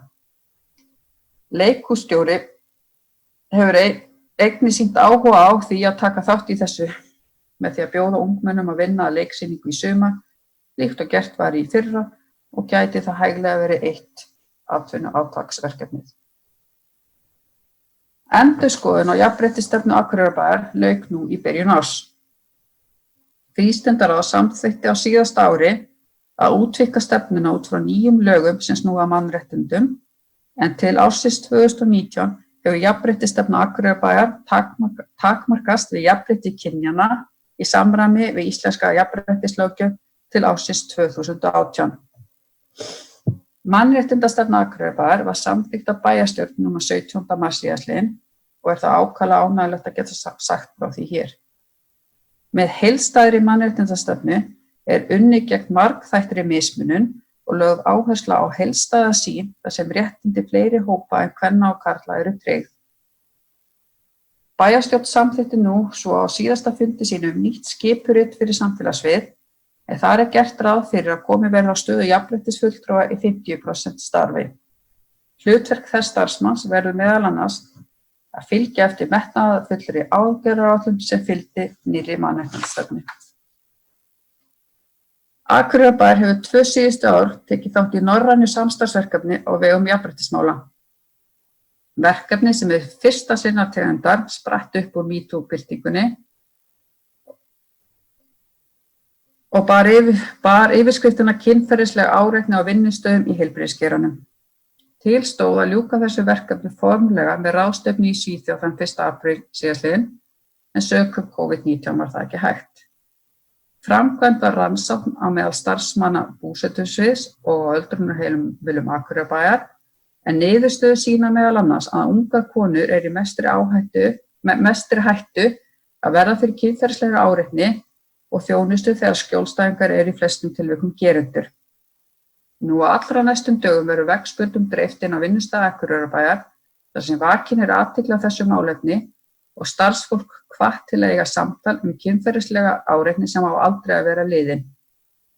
Eitt af markmiðum verkefnisins var jafnframt að þróa handbók sem er ætlað að vera verkfæri sveitarfélaga til að koma í veg fyrir kynferðislega áreitni á vinnustöðum. Ég vil meina að með þátttöku í þessu verkefni sé Akureyrarbær enn einu sinni í fararbroddi þegar kemur að jafnréttismálum sveitarfélaga og það á að vera okkar markmið að halda því áfram og ég er þess fullviss að með nýsamþykktri mannréttindastefnu og ráðningu starfsmanns til að sinna þessum málefnum tekst okkur að viðhalda því. Ég vil nota þetta tækifæri og þakka þeim sem sitja með mér í ráðinu sem og starfsfólki fyrir ánægjulegt samstarf. Takk fyrir. Þá hefur formaður frístundaráðs, Anna Hildur Guðmundsdóttir, lokið máli sínu. Orðið er laust. Næst tekur til máls bæjarfulltrúi Eva Hrund Einarsdóttir. Já, forseti ágætu bæjarfulltrúar. Mig langar að byrja á því að þakka Önnu Hildi fyrir yfirferðina. Ég veit að það er örugglega ekki einfalt að setja þetta saman á þessum tímum þegar COVID er því að það er allt búið að breytast og það er áætlanir sem þið voru búin að gera og eru búin að kollvarpast að manni sýnist og heyrist. Þannig að það er kannski ekki mikið talað um framtíðarsýnina, heldur bara þau verkefni kannski sem eru að breytast akkurat á þessu ári. En ég skil það bara vel með þær aðstæður sem er í gangi. Mér langaði bara aðalega kannski að spyrja þið svolítið gang hinn á þessa verkefna og að mig minnir að þá átti til dæmis að gera úttekt á forvarnarstarfinu samkvæmt því sem við ræddum í síðustu fjárhagsáætlanagerð. Þannig mér langaði bara að kanna hvort að það væri byrjað eða búið eða og hvernig þið hefðu hugsað ykkur að framkvæma það, því ég held að mín skoðun er svo að það sé mjög mikilvægt að gera það og þú talar um að þið séu að vinna með nýja forvarnar aðgerðaáætlun, þannig að mér þætti þá allan mikilvægt að þessi úttekt verði gerð samhliða því eða áður en að þeirri vinnu er lokið. Eins langaði mig aðeins að spyrja, nú breyttum við fyrirkomulaginu varðandi hlutverki IBA og því hlutverki sem Akureyrarbær gegndi gagnvart íþróttafélögunum á sínum tíma. Mér langaði bara að spyrja hvernig það gengur og hvort að þið séu sátt við þær breytingar sem hafa orðið og eins hvort það hefur verið kannað hjá íþróttafélögunum, hvort að þau séu ánægð með þá breytingu eða hvort að þurfi að fylgja því betur eftir. Eins varðandi sameiningar, ég hef aðeins heyrt það út undan mér að íþróttafélögunum finnist, þau eru hvatt til sameininga en þeim finnist vanta kannski svolítið stuðning og verk lag, að það sé til varðandi sameiningarferli, að það sé búið til eitthvað verklag sem IBA þá kannski á, sem að þau geta leitað í þegar bæði bara þegar kemur að umræðunni sameiningarferlin, hvað það sem að þarf að fara yfir og hvað það sem þarf að gera og hver hagurinn fyrir félögin, að þannig að það sé bara svart og hvítu og líka þá þegar kemur að sameiningunni, að þannig til að auðvelda íþróttafélögunum að taka þetta skref, því að þetta mjög stórt skref fyrir marga, en ég held að það sé rökrétt skref í mörgum tilfellum.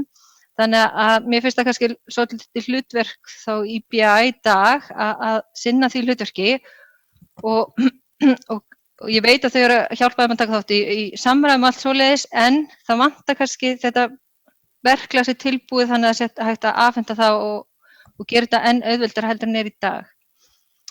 Eins langar mig aðeins að koma inn á íþróttastefnuna, þú talar ekki rosalega mikið íþróttamálin með allan að það sem maður hefur heyrt að þau séu til 70–80% af umræðinni í nefndinni, en mér langar aðeins að spyrja út í íþróttastefnuna.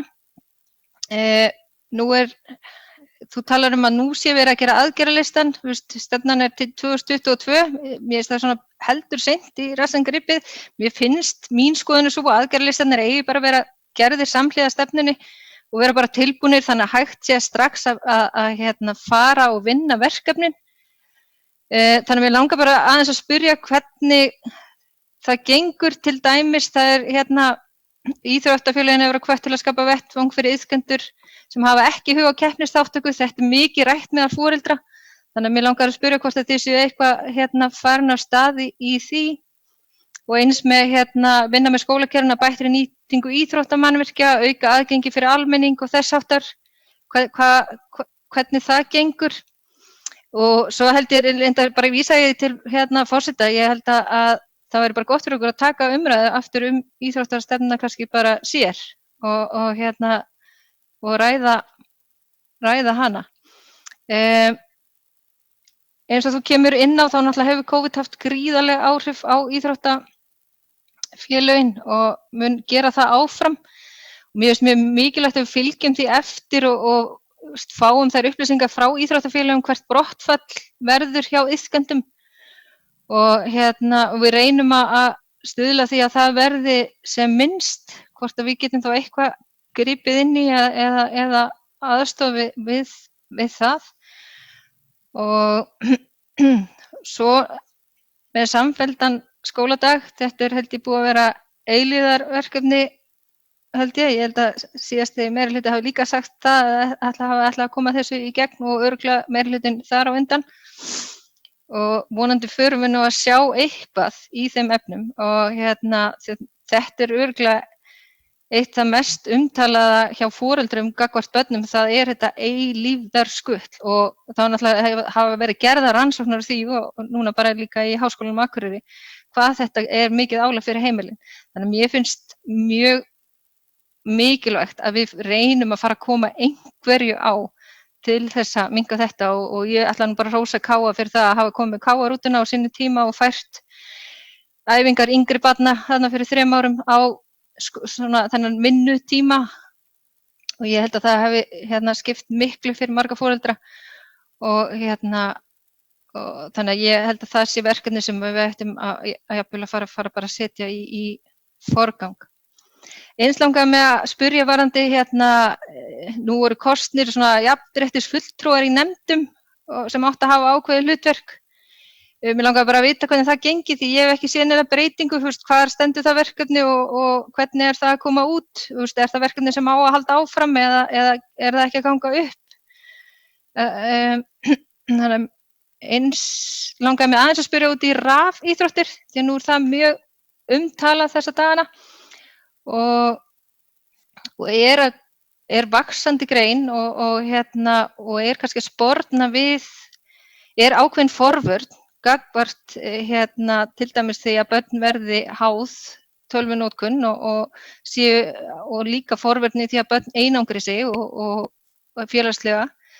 Þannig að höfum við einhvern hug á því að ýta undir að það verði möguleiki á þeirri íþrótt hér fyrir norðan eða hvernig þið hafið séð það fyrir ykkur.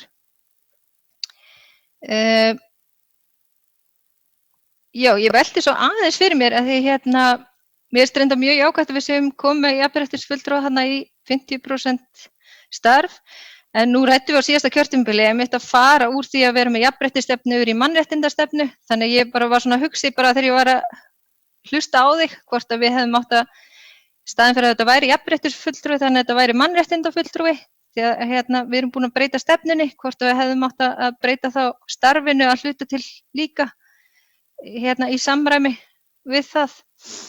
En ég held ég láti þetta bara duga í bili. Bæjarfulltrúi Eva Hrund Einarsdóttir loki málsins, næst til máls bæjarfulltrúi Hlynur Jóhannsson. Forseti, ágætu bæjarfulltrúar. Ég byrja á að þakka hluti, ég fyrst hún fór yfir hérna. Mér langar nú aðeins að einblína bara á þessa íþróttastefnu aðeins. Eva svo sem bæjarfulltrúi Eva kom inn á töluvert af þessu. Mér langar nefnilega að vita það hvort að þetta IBA-apparat okkar sé yfir höfuð að virka sem skyldi. Bæði í ljósi þess að þú segir það nú eiginlega í skýrslunni að markmið það sé ekki að nást með því að sameina hér. Ég hef nú kannski meiri áhyggjur af því hversu ofboðslegur fjöldi íþróttagreina starfræktur á Akureyri, ég held að það sé ekki til góða fyrir okkur. Sameining heyrist mér nú ekki vera í mynd hjá, ef við erum að tala um stóri félögin K og Þór og ég skil það alveg að það séu mikla tilfinningar þar. En samt sem áður held ég að sé hægt að sameina ýmislegt og vinna þetta saman, hvort sem það þá fækkað öðrum einn og annar sér að rekka það. Því að þetta ekki vænlegt til árangurs eins og verið að gera þetta núna. Og bæjarfulltrúi Eva kom inn að það væri ekki nú stuðningur frá bænum í sambandi við sameiningar. Nú veit ég ekki eins og hver sá stuðningur ég veit bara hver hann var þegar það var sameinað í handboltanum. Og þá voru lagðar ansi margar milljónir til og ég veit nú ekki betur en því samstarfið hefði svo bara slitið og það þurfti enginn að borga neitt tilbaka þar. Þannig að það þarf nú að hugsa þetta aðeins lengra en bara að leggja til þegar eitthvað fer af stað, ef það er hægt að slíta því svona. En í ljósi þess líka hvernig menn tala hér í hreyfingunni sem eru formenn deilda, þá get ég nú ekki séð að sé mikið svona verið að vinna einu í samtíð sameiningar. Svona menn eiga nú erfitt með þetta bara að hittast á fundum og ræða þessi máli yfir höfuð ef það er talað svona. Því að það eru menn hér í bænum sem eru í félögunum sem hafa áhuga á því að vinna saman á milli þessara félaga og koma að einhvers konar samstarfi þó að sé ekki hrein og bein sameining. Og þetta er ekki til þess að hjálpa til. Og það er einmitt svona menn sem við þurfum að hreinsa út úr þessu. Eða á að vera hægt að vinna þetta einhvern veginn. Við vinnum þetta aldrei með svona einstaklinga innanborðs. Og ég held að bæri sem slíkur verði að koma þannig að þessu máli og stíga inn í þetta og stýra þessu hreinlega. Hvernig þessum sameiningum eða samstarfi er háttað. Og ég held að IBA sé ekki vanlegt í þeim stjórnunarleiðangri og ég myndi leggja til að bærinn myndi stíga þar inn. Við erum með fullt af mannvirkjum hérna, nú vilja bæði félög þar að byggja á báðum svæðunum. Við erum alveg fullt af mannvirkjum í bænum sem að eiga duga okkur með einhverju smá lagfæringum. Í ljósi þess hvað við erum að takast á við núna í þessu COVID-dæmi, þá mun það nú ekki hjálpa til við að fara í einhverjar uppbyggingar hérna. Og þá verða menn hreinlega bara að láta vitið aðeins hafa forgang í þessu málum og hjálpa bænum í þessu. Þetta er bara til góða til lengri tíma að menn setjist niður og fækki íþróttagreinum og sameini ákveðna hluti.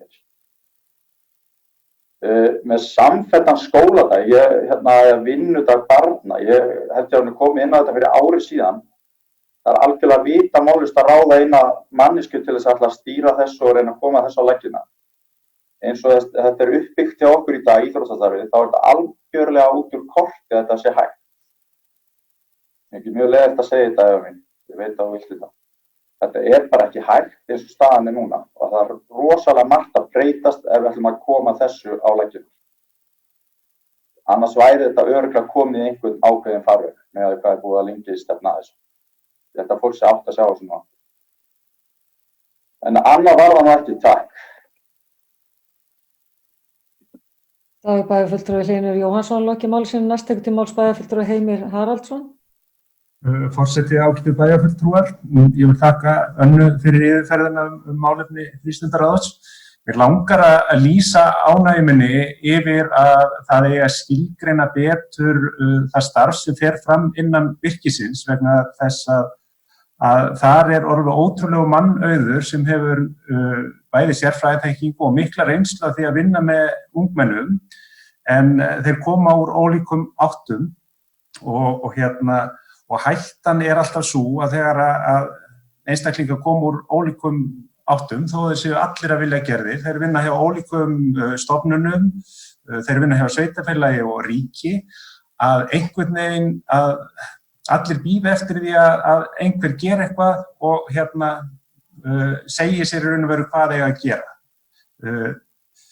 Í þessu ástandi sem nú held ég að það sé gríðarlega mikilvægt að við bjóðum upp á svona lágþröskuldar þjónustu fyrir ungmenni sem þau geta leitað til og ég held að með skilgreiningu á verkefnum virkisins enn betur þá munum við geta gert þetta og mér finnst frábært að Kara Connect ráðgjafabúnaðurinn verði valkostur í þessum efnum en ég myndi líka hvetja þá sem koma að virkinu að hvað maður segja, hugsa með færanlegum hætti, ekki bara miða út frá Rósenborg, heldur jafnvel að leita í framhaldsskólana og grunnskólana, þá bara út í hverfin og það gerir það held ég að verkum að þessi krakkar sem kannski eru ekki í reglubundnu frístundastarfi séu líklegri til að leita sér ráðgjafar. Þannig að ég mér langar að fagna þessu virkið.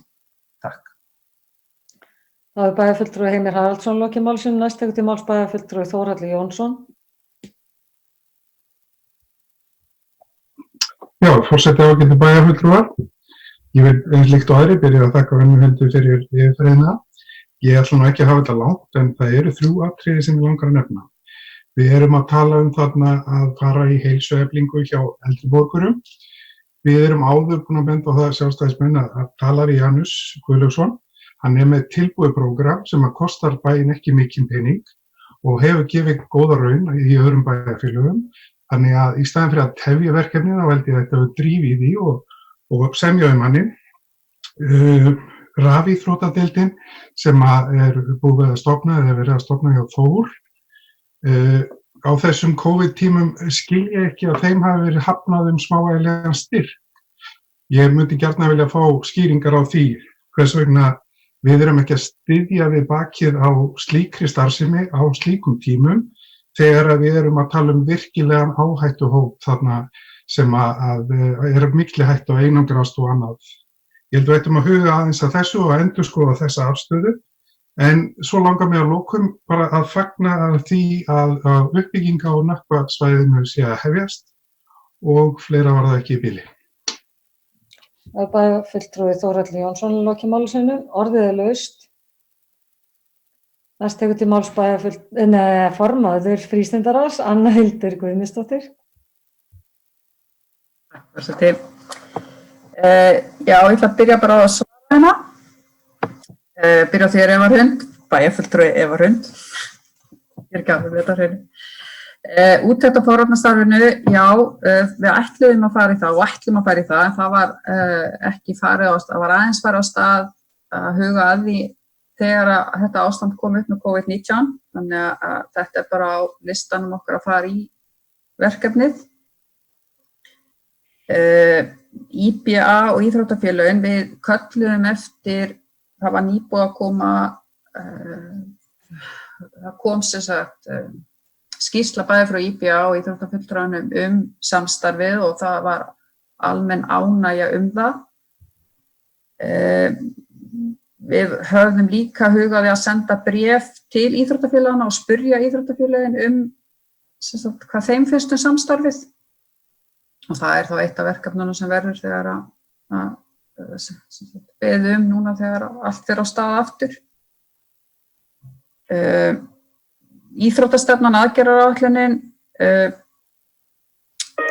íþróttafulltrúinn hefur verið upptekinn í öðrum verkefnum og hefur verið reynd, þannig að hann var byrjaður á þessu og núna komin á fullt aftur í sitt starf sem íþróttafulltrúi, þannig að þetta á áætlun að fara í þessa aðgerðaráætlun og halda áfram að vinna við það.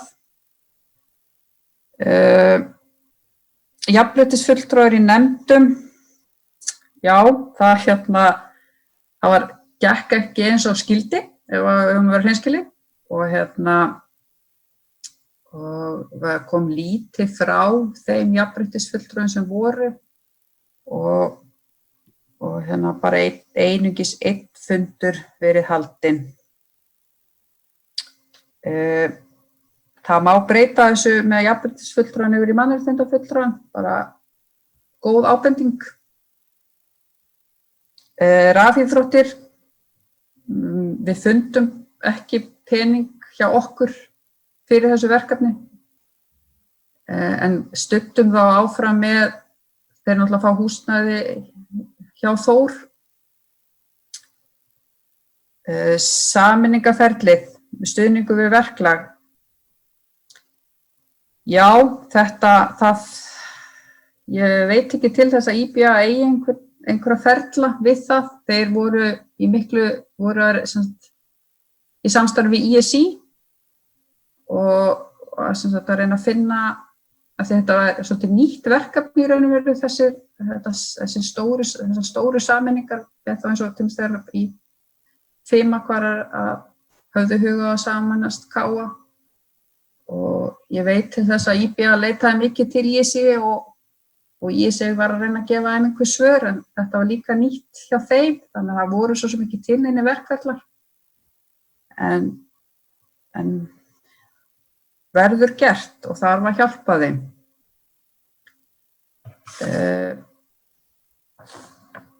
Samfelldur vinnudagur, Hlynur, bæjarfulltrúi Hlynur og Eva Hrund.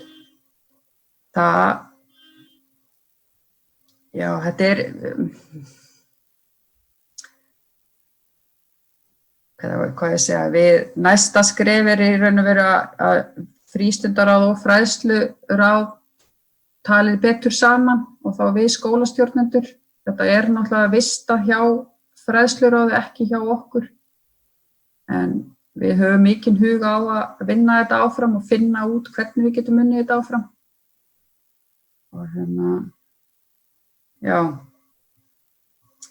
sameiningarmál íþróttafélagana, KA Þór, þetta náttúrulega eitt mesta tilfinningamál heldur Akureyri, það KA Þór, KA versus Þór. En ég held að eins og staðan svo staða sem komin upp núna, þá held ég að íþróttafélögin fara að tala meira saman. Ég trú ekki öðru að skynsemisraddirnar hafi betur heldur en tilfinningarökin. Það mín ósk allavega. Og þá það að reyna að finna einhverja leið til þess að hjálpa þeim, til þess að tala saman. Má sjá.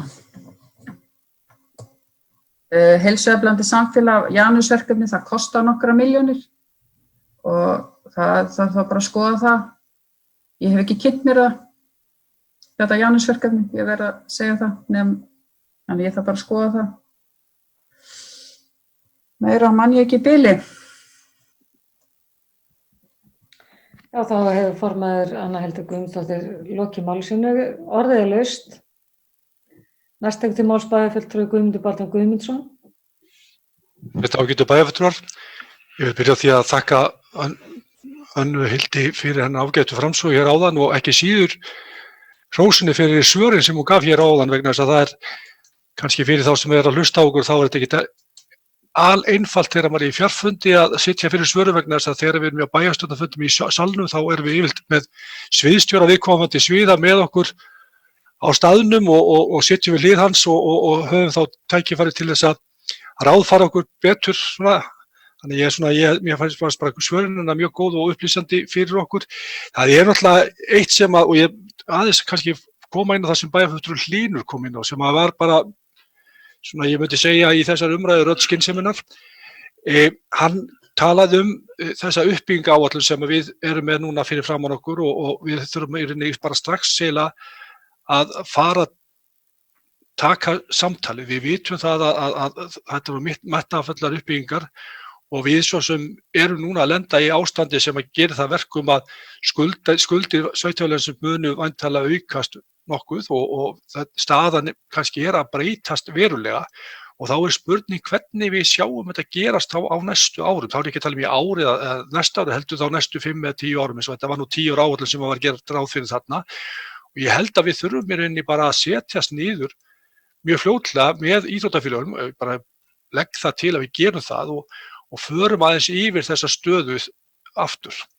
Ég held að það sé mikilvægt vegna þess að forsendur eru svolítið að breytast hjá okkur og við þurfum bara að velta fyrir okkur hvernig við getum þá tekist á við það metnaðarfulla markmið sem var sett fram í þessari uppbyggingaráætlun að fara í framkvæmdir hér fyrir ef ég man rétt 7 milljarða króna tæpa. Þannig að ég held að þetta sé eitthvað sem við þurfum að skoða. Ég held líka, við vona það ástand, ég held að svona í mörgu, það margt sem hefur gerst hérna í samfélaginu hjá okkur og við höfum lært ýmislegt á síðustu 2-3 mánuðum að það ekkert allt saman sjálfgefið og ég held að við þurfum bara að horfa til þess hvort að við getum unnið betur saman, hvort að ræða sameiningar eða bara samstarf og reyna svona þannig að menn séu kannski ekki að kroppa af hvorum öðrum ef að menn fara ekki í sameiningar, en þetta sé mikilvægt í rauninni að menn taki þetta samtal bara og ég skora bara á okkur að taka samtali með íþróttafélögum núna, það er mikilvægt og við þurfum náttúrulega líka eins og Anna heldur kom inn á, hún er ekki bæjarfulltrúin í dag, en eins og hún kom inn á þá er mikilvægt að við fylgjumst með og sjáum til hvernig hvaða áhrif þetta COVID hefur á iðkun barna og unglinga í íþróttum og við verðum að reyna að gera allt sem við getum og ég treysti mönnum bæði íþróttafélögum og okkur, eða frístunda þeir sem koma að þessum málum hjá okkur að vinna í því að sem flestir snúi aftur og við sjáum þetta fara í þann farveg sem við viljum þar að segja að sem flest börn stundi íþróttir, vegna þess að ég tel það að vera hinu góða. Ég held við þurfum líka alltaf eins og hefur komið það framast í því að við þá sem kannski ekki eru á þeirri braut. Það hefur rætt rafíþróttir, það hefur verið rætt það og auðvitað er það eitthvað sem er svona svolítið nýtt fyrir okkur, það var ekki til peninga fyrir því áætlun, hvað gerist á næsta ári veit ég ekki en þetta er náttúrulega hópu barna sem er eins og bæjarfulltrúi kom inn og ef ég man rétt bæjarfulltrúi Þórhallur talaði að væri áhættuhópur og mikilvægt að skoða. Varðandi heilsueflandi samfélag eða heilsueflingu aldraðra, það er mikið verið að tala um Janus og bæjarfulltrúi Þórhallur kom inn á það. Það hefur kostað töluverða peninga. Ég bendi samt á það að heilsuefling aldraðra er mjög góð á Akureyri. Við erum hérna með, það er í rauninni mjög góð tækifæri til þess að stunda líkamsrækt og halda sér í formi þegar þú ert aldraður á Akureyri og ég minnist þess alltaf þegar fyrrverandi formaður félags eldri borgara, Haukur Ingibergsson kom á málum og sagði það að hann vildi gjarnan og hann er nú stundum hérna að segja að Akureyri sé alveg kjörinn staður til að verða aldraðar á vegna þess að það er svo mikil og góð aðstaða fyrir að hans mati fyrir aldraðara til að takast á við elli árin. Þannig ég vildi koma bara því á framfyrir en ég vildi bara ítreka það að við þurfum í rauninni að eiga samtali fyrir en setna við íþróttafélögum öll þessi mál sem snúa bæði að uppbyggingum og bara rekstri íþróttafélaga. Takk fyrir. Bæjarfulltrúi Guðmundur Baldvin Guðmundsson, lokið málsins næst tekur til máls bæjarfulltrúi Ingibjörg Ísaksson. Forseti, ágætu bæjarfulltrúar, mig langar nú bara líkt og aðrir að byrja að þakka Önnu Hildi fyrir bara fína yfirferð á þessum stóra málaflokk. Þetta er ekkert einfalt að taka öll þessi verkefni og fara yfir þau og skila því bara vel. Það má alveg, ég get alveg tekið undir orð bæjarfulltrúa Yfirhundar að oft hafa íþróttamálin tekið stærra pláss í stefnuræðu formanns, en það er bara fínt því að umræðan hefur verið að kannski hefur hinum það að það er ekki hægt að þvinga einn eða neitt til sameiningar, en við getum samt sem áður kannski skapað grundvöll fyrir sameiningum. og við höfum nú örugglega öll tekið samtali við forsvarsmenn íþróttafélagana hérna í bænum og mín upplifun sú að það allir að vilja gerðir, við þurfum bara að finna réttu leiðirnar. Bæjarfulltrúi Hlíðnu fór inn á það að við höfum reynslu af þessu, það hefur tekist áður og ég get alveg tekið undir það að það þarf aðeins að skoða það að ef að hlutinni gangi ekki með hvað fyrirkomulagi það gert og hvernig það gert upp. Að því að fólk ábyrgt fyrir því þegar tekur við fjármagni frá bænum, varðandi sameiningar, að það skili sér og mér þykir bara því miður að þetta hafi ekki tekist á sín tíma. En ég held að allir sé að vilja gerðir og ég held að sé líka þannig og nú máttu leiðrétta mig Anna Hildur, en varðandi formúluna, varðandi rekstrarframlagi til íþróttafélaga, þá hækkar framlagið eftir sem íþróttafélaginu stærri og það skila sér kannski betur í rekstrarhagkvæmni fyrir íþróttafélaginu og þau geta þá nýtt sér líka frekari samlegð í rekstrinum varðandi bókhald og styrktarþjálfun og annað og ég held að það sé líka eitthvað sem að íþróttafélagin geta hort frekar til. Það styrktarþjálfari og annað sem það hafa innanborðs hjá sér. Það gríðarlegur mannauður sem býr hjá íþróttafélagunum og þau geta nýtt sér þetta þá fyrir aðrar íþróttir þá líka. En yfir einmitt í styrktarþjálfun eldri borgara. Já, ég líkt og Þórhallur við höfum alveg rætt þetta áður, bæjarfulltrúi Þórhallur, hérna í bæjarstjórn, en það alveg rétt að verkefni hans Jansar að skila góðum árangri, sérstaklega varðandi styrktarþjálfun í neðri parts líkama, þá læri og rass fyrir eldri borgara sem að þarf að huga að þegar við eldumst og einnig forsenda þess að fólk geti verið lengur heima. En líkt og bæjarfulltrúi Guðmundur kom inn á áðan að þá eru margar aðra leiðir og mörg tækifæri hérna í bænum til þess að stunda líkamsrækt. Og við erum kannski með smá bil núna í aldursflokki sem ekki stunda líkamsrækt. Við erum með eldri borgara sem geta fengið í dagþjálfun og sjúkraþjálfun og svoleiðis. Svo erum við með fólk sem að eldast núna og þekkir ekkert annað en skipulagða styrktarþjálfun og þolþjálfun allt sitt líf, en þarna á milli aldursflokkur sem við þurfum að ná til og það alveg rétt. Og það kannski spurning með hvað hætti við gerum það og hvað hlutverk okkar sem sveitarfélags og hvað hlutverk ríkisins og þar fram eftir götum. Við langar svona aðeins að koma inn á samfelldan skóladag því það tengist þetta fræðslusviðinu þar sem ég sitt sem formaður. En við Anna Hildur höfum aðeins rætt þetta og sviðin svo sem líka saman, stjórarnir. En ég vil bara fagna því að mér finnst gríðarlega stórt skref sem unnið var núna á síðasta ári að ná æfingunum fyrr á daginn. Og ég held að við þurfum líka kannski að skoða hvað skilgreininguna á samfelldum skóladegi. Hver skilgreiningin? Hún svo að krakkarnir eru búin á æfingunum sínum þegar foreldrar eru búin í vinnu? Eða það að efla starfið sem innan skólana í frístund, eða frístundastarfi sjálft? Ég held að það sé já við hvoru tveggja allavega okkur fyrir mitt leyti og við erum allavega að koma með æfingarna fyrr á daginn fyrir þennan aldursflokk og þá svo sem líka upplagi varðandi þetta verkefni að nýta kannski betur það sem í og við skólana. Þá ég að ræða umhverfið, aðstöðuna sem vissulega misjöfn á milli skóla en líka mannauðinn sem innan veggja skólana og þetta verkefni mun vera sett og búið að setja inn í aðgerðaáætlun varðandi innleiðingu og nýrri menntastefnu og við þurfum að framfylgja líka varðandi gæðastarf og gæðaviðmið í frístundastarfi. En ég vil líkt og aðri fagna því að við séum að fara í uppbyggingu á Nökkvasvæðinu. Það á löngu tímabært og ég hlakka mikið til að sjá þá uppbyggingu og ég alveg viss það að það mun auka enn frekar umferð Drottningarbrautastíginn og ég alveg viss það að við öll höfum örugglega farið hann einu sinni eða tvisvar núna í þessu COVID ástandi þegar við fórum út að hreyfa okkur. En ég held að það hafi verið gríðarlega góð framkvæmd að fara í þann stíg og ég tala nú ekki stíginn allavega inn á Hrafnagil. En bara enn og aftur takk Anna Hildur kærlega fyrir góða yfirferð og góð svör til okkar hinna og bara læta þetta duga í bili. Það bæjarfulltrúi Ingibjörg í Saxenloki málsinn næst til máls bæjarfulltrúi Þórhallur Jónsson. Forseti ágætu bæjarfulltrúar, mér langar bara rétt að svara hérna aðeins í sambandi við það sem hefur komið fram að við vitum þá öll að á Akureyri best að búa og hér allt til alls. Þú veist, aðstæða til þess að æfa og allt það, en við þurfum að ná til fólksins. Fólkið fer ekki endilega nema að þetta sé kannski eitthvað skipulagt og það þessi aldurshópur eins og bæjarfulltrúi Ingibjörg kom inn á sem þarna á millibilsaldur sem ekki að æfa, ekki þessi elsti hópur og ekki þessi hópur sem hann að æfa alla sína ævi. Það akkurat hópurinn sem að Janus hefur verið að einblína svolítið á og ég held í staðan fyrir að við förum að finna hjólið að þá enn og aftur alltaf leggja áherslu á að við tökum hjólið og látum það rúlla. Varðandi sameiningamál og uppbyggingu, þá virðist vera einhver svona sögusagnir í gangi í bænum að sameina K og Þór. Komnar yfirlýsingar frá formönnum ýmissa og sem eru stórar yfirlýsingar og svona orð sem maður kannski lætur alltaf falla og verða til þess að aðri segja við myndum nú aldrei sameinast þessum mönnum, það alveg ljóst. En burtséð frá því að þó að K og Þór sé ekki að fara að sameinast, þá mjög gott að minni félögin séu kannski að sameinast Þór eða K og þannig að styrkja stöðu sína og við fáum stærri og betri félög sem eru betur rekin.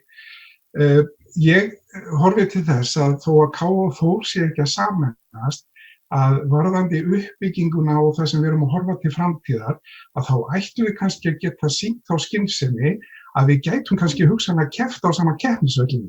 Þannig að við myndum byggja upp einn keppnisvöll á Akureyri, hvort sem að hann út á Þórssvæði eða upp á Káasvæði, það breytir ekki öllu. Við getum bara ná samkomulagi við þessi íþróttafélög það að við séum ekki að fara að byggja upp 2 fullkomna keppnisvelli. Ég bara, þú veist, á þess að við séum að fara saman að K og Þór, að þá þetta svona það sem að mér finnst mesta skynsemin í á næstu árum. Þetta svona helsta sem ég vildi segja. Takk. Bæjarfulltrúi Þórhallur Jónsson, loki máli sem næst ykkur til máls bæjarfulltrúi Gunnar Gíslason. Sveita og geta bæjarfulltrúar. Ég get svo sem tekið undir nánast allt sem að hér hefur komið fram og það væri nú að æra óstöðu og náttúrulega að fara ofan í það allt saman. En það sem ég langar til þess að bara taka eins fram hérna það. Við verðum að byggja ákvarðanir á gögnum. Og við eigum fullt af gögnum. Þau liggja hér og þar. Erum við að nota þessi gögn við að taka ákvarðanir? Ég velti til dæmis fyrir mér hversu stór hluti unglinga á ákveðnum aldri sækir félagsmiðstöðvarnar hverju og eina. Hvaða hópur þetta sem sækir félagsmiðstöðvarnar? Þetta hópurinn sem markhópur félagsmiðstöðvarna eða erum við alltaf að þjóna betur og betur ákveðnum hópi unglinga sem með mikla þjónustu í raun og veru á öllum stöðum. Þetta bara svona pæling. Það hafa komið fram vísbendingar fyrir þó nokkrum árum það að sá hópur sem við vildum ná til sem dæmi í félagsmiðstöðum, hann væri ekki að sækja þær sem skyldi. Og það hefur oft verið talað það að það þurfa að auka í forvarnirnar. Nú hætta á ferðum og það tilfinningin að nú sé eitthvað að gerast. En á hverju byggjum við þessa tilfinningu? Af hverju erum við að fjölga stöðugildum í forvarnarmálum ef við vitum ekki hvert við ætlum að beina starfskröftunum? Við erum ekki búin að taka ákvörðun hvað árangri við ætlum að ná með því að bæta þessum stöðugildum við. Bara sem dæmi. Mér finnst þetta bara skipta gríðarlega miklu máli og þetta náttúrulega ein ástæða þess að við erum ekki búin að klára aðgerðaráætlun með stefnu þar að við einhvern veginn við lendum alltaf í því að fara að tala bara í hringi sömu hlutina aftur og aftur. Og ég held að ef við tækjum nú upp, settust nú niður og hlustuðum á stefnur eða umræður stefnuræður frístundaráðs undanfarin ár og þá værum við dálítið að endurtaka okkur ár eftir ár, eins og til dæmis með Janus og eldri borgara. Nú það bara staðreynd staðreynd. Vitum við hver stór hluti íbúa á ákveðnum aldri hreyfa sig skipulega eða nógu mikið eða rétt?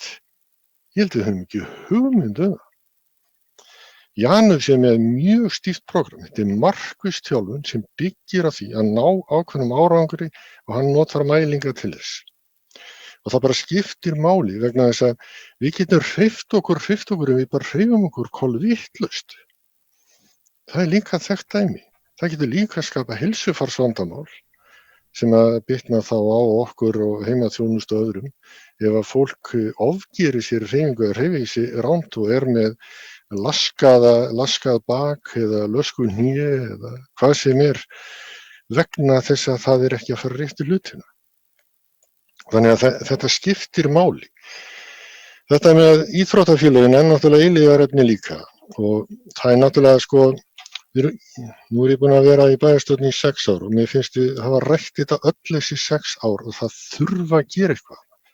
Við samþykkjum stefnu sem gengur út á það að fækka félögunum og koma hérna færri fjölgreina félögum sem standa sterkast. Og hvaða skref höfum við stigið til að ýta undir þetta? Jú, það var ákveðið að auka, eða binda fjárveitingar að einhverju leyti við starf félaga og það hvernig félagin væri að fara í sameiningar eða stækka. Kannski þurfum við bara að stíga ennþá stærri skref í þessa veru ef að það er leiðin til að þetta virki. Það er bara þannig. Ég ætla ekki að fara að leggja það til að sameina Þór og Káa sem er bara stórt tilfinningamál, en ég skil bara aldrei og fæ aldrei skilið af hverju menn geta sameinast það að sameina Þór Káa í kvennaboltanum og færa það núna niður í 3. flokk sem bara til fyrirmyndar. En það má ekki ræða þetta í karlaboltanum. Það er bara eitthvað að. Ef að það er veruleikinn.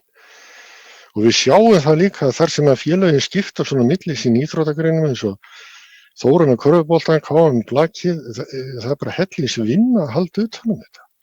Þó þetta séu sikkurum staðnum ekki stundaði báðum félögum. Akkur náum við ekki einhvers konar samkomulagi það hvernig við erum að gera þetta. Og það er alveg rétt hjá Þóralli. Það hlýtur að vera nóg að vera með einn góðan keppnisvöll. Spurningin er bara hvar hann á að vera. Og ég ætla bara að benda á það að við erum búin að þetta er annað skipti sem farið að ræða það að fara í uppbyggingu upp á Káasvæði og þá verðum við bara fyrir náttúruhamförum.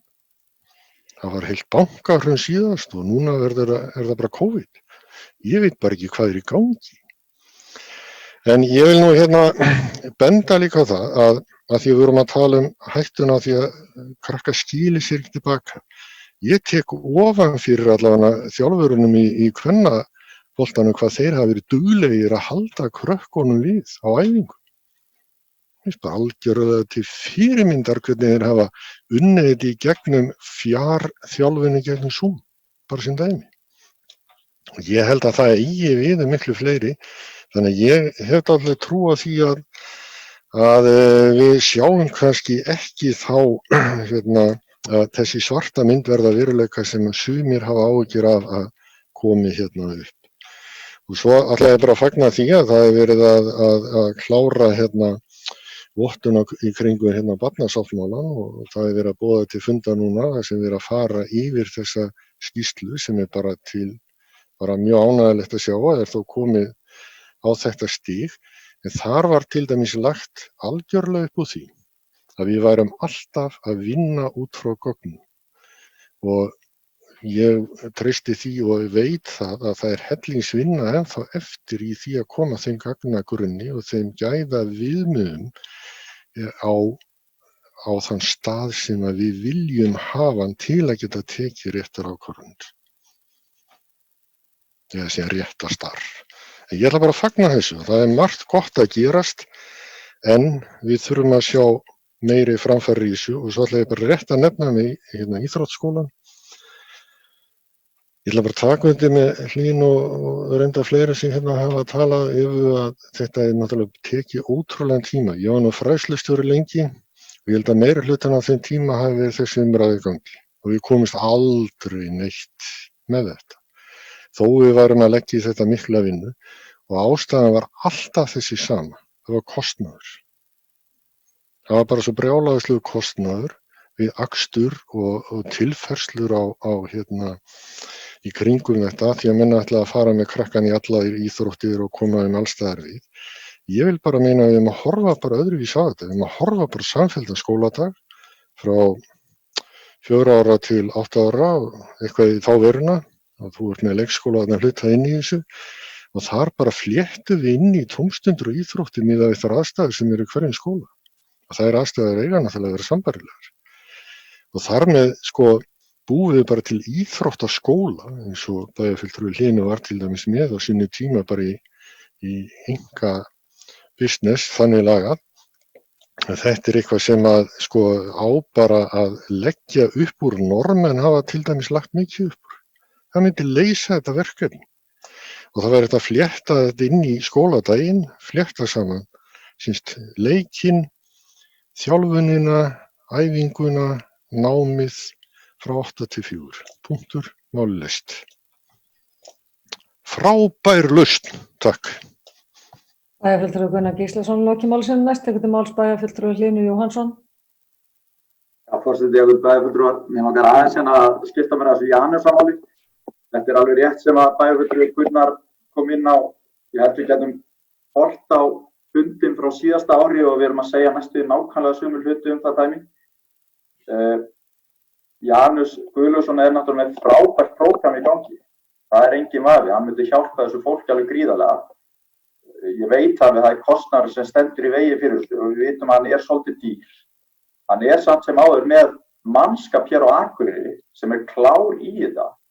Þannig að spurning á hvað forsendur hægt að semja við manninn. Það sem skiptir kannski mestu máli þannig fyrir þetta fólk, það þetta aðhald sem við fá. Og þau fá líka sjá bara svart á hvítu hvernig þau eru að bæta sig. Og það skiptir svo miklu máli í svona dæmi. Þannig að ég myndi eindregið mæla með því, ég veit þetta kostar peninga, en ég myndi eindregið mæla með því að við myndum stökka á vagnin áður en að Janus hrekkur upp það. Já, þá það orðið á seint. Takk fyrir. Bæjarfulltrúi Hlynur Jóhannsson loki máli sínu. Orðið laust. Næst tekur til máls bæjarfulltrúi Eva Hrund Einarsdóttir. Forseti og ágætu bæjarfulltrúar, bara aðeins að koma hérna inn á Janus og varðandi kostnað. Við myndum náttúrulega líka pínu stýra því, það alveg þannig að þátttakendur sjálfir að borga hluta af kostnaði og ég alveg viss það að mjög margir væru tilbúnir að taka þátt í því að einhverju leyti, þannig að það kannski ekki alveg jafn dýrt fyrir okkur, auðvitað þetta alltaf einhver peningur, en svo veit ég líka til þess að þetta prógram hefur verið styrkt af einhverjum sóknaráætlunum hjá landshlutasamtökum hér á landi, þannig að það líka spurning hvort það væri hægt að leita í þá sjóði, því að ég meina bara eins og hefur verið sýnt fram að þá þetta í rauninni þetta prógram og þetta verkefni sparnaður til framtíðar. Ég veit að kannski ef við ætlum að fara að skila öldrunarheimilunum þá kannski kemur það minna við bæjarsjóðinn, en það allavega leiðir til þess að fólk getur lengur búið heima hjá sér sem að styttir þá dvöl í hjúkrunarrýmum. Þannig að mér finnst allavega þess vert að við leggjumst aðeins yfir þetta og skoðum hvað við kæmumst upp með í kostnaðarlega séð, því ég held að þetta væri mikilvægt verkefni, því að eins og hefur bara komið fram það ákveðin hópur sem að virkilega þarf á þessu að halda, sem ekki að stunda hreyfingu og ekki vant því. Þannig að ég bara vona, Anna Hildur, að þið takið þetta upp í ráðinu og þú kynnir þér þetta verkefni því að það rosalega flott og þannig að við sem ekki endurtaka umræðina að ári. Bæjarfulltrúi Eva Hrund Einarsdóttir loki máli sínu. Næst tekur til máls bæjarfulltrúi Gunnar Gíslason. Afsakaðu, frú forseti, þetta voru mistök hjá mér. Gleymdi að taka niður. Orðið laust. Næst tekur til máls formaður Frístundaráðs, Anna Hildur Guðmundsdóttir. Já, takk. Kæru bæjarfulltrúar, ég þakka ykkur bara kærlega fyrir þessa umræðu og fyrir þessa punkta. Mjög gott að heyra hvað þau öll verður að segja. Og ég heyri það alveg og búin að skrifa þetta niður alls saman. Með punktana sem var rætt í fyrra, eða síðustu stefnuræði, ég vona svo innilega að ég mun ekki endurtaka mig að ári, en það voru náttúrulega formannaskipti í ágúst á síðasta ári, en Janusarverkefni gæti verið á bilinu kostnaðar við það gæti verið á bilinu 12 til 15 milljónir. Ég spurðist fyrir það en eins og ég segi bara takk fyrir þessa góðu umræður og fá þessa punkta frá ykkur. Ég ætla líka að þakka ykkur fyrir, fyrst ég þakka ykkur fyrir umræðunar á síðasta bæjarstjórnarfundi. við lið 7, á 7. lið þar sem þið voru að tala eftir stefnuræðu Guðmundar-Baldvins. Ég hlustaði á það og þetta voru mjög áhugaverðar umræður og ég þakka ykkur fyrir þær. Það komu mjög margir punktar þar sem var gott að heyra, en annars bara þakka ég fyrir mig. Það er formaður Anna Hildur Guðmundsdóttir lokið máli sínu og orðið laust. Það fleiri hafa ekki hvað sér hljós, þá segi ég umræðum þannig lið lokið og við förum í síðasta lið dagskránar, skýrslu bæjarstjóra til máls tekur bæjarstjóri Ásthildur Sturludóttir. Forseti, góðir bæjarfulltrúar, þetta sem sagt skýrsla bæjarstjóra frá 21. apríl til dagsins í dag. 22. apríl var nokkuð annarsamur dagur. Það var stöðufundur aðgerðastjórnar almannavarna og það var stöðufundur með sviðsstjórum. Stöðufundurinn með sviðsstjórum hafa verið 3 í viku undanfarið en hefur nú verið fækkað niður í 1 og sama dag var líka fundur neðastjórnar Akureyrarbæjar en þeim fundum hefur sömuleiðis verið fækkað í 1. Þennan dag átti ég líka fund með ráðgjafarráði stafræna þróun á vegum Sambands íslenskra sveitarfélaga og þar var meðal annars rætt samstarf og sameiginlega stefnumörkun sveitarfélaga á þessu sviði og þá erum við undirbúa ráðstefnuna sem verður 12. maí næstkomandi. Nú, síðasti fundur dagsins var með borgar- og bæjarstjórum Arctic Mayors og við fórum yfir stöðuna í hverju sveitarfélagi í kjölfarið á COVID eða á tímum COVID réttar sagt og hvernig sveitarfélögin hafa brugðist við og svo vorum við aðeins að reyna að horfa í framtíðina og hugsa hvernig sveitarfélögin væru að bregðast við og það gaman að segja frá því að það mjög líkar aðgerðaráætlanirnar fyrir sveitarfélögin þó svo að við fylgi það löndunum og mismunandi lögbundnum verkefnum sem sveitarfélögin að takast á við. En ég tel að það sé mjög mikilvægt að eiga samtal við nágrannaþjóðir okkar og deila okkar reynslu, heyra hvað þau eru að gera og mögulega taka í veganesti það sem aðrar þjóðir eru að gera. Og það er líka mikilvægt að við styðjum hvert annað og eins og búið að klifa á hér undanfarna mánuði, við erum í þessu öll saman, við erum að gera þetta saman. Og það á ekki bara við Ísland, það við heiminn allan. En það sem kom auðvitað í ljós að jaðarbyggðirnar, við eigum svo mikið sameiginlegt og þegar svona risavaxinn vandi kemur upp. En það er líka mjög misjafnt hversu vel sveitarfélögin í stakk búin til þess að takast á við faraldur eins og COVID Nú á sumardaginn 1. þá tók ég þátt í að komast að verkefni sem starfsfólk félagsmiðstöðva hér á Akureyri og ungmennahús hafa staðið fyrir. En það gengur út á að kanna líðan ungs fólks með hjálp tækninnar.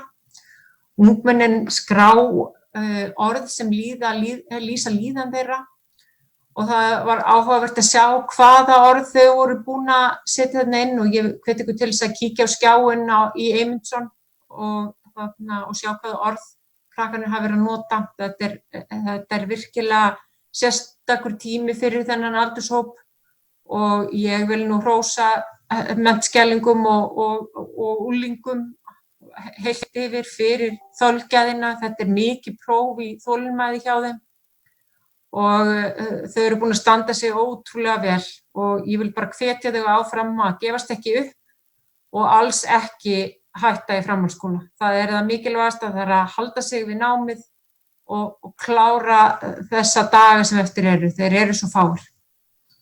Nú 24. apríl þá var undirbúningsfundur með bæjarlögmanni og Haraldi Líndal Haraldsinni hagfræðingi varðandi öldrunarheimilin.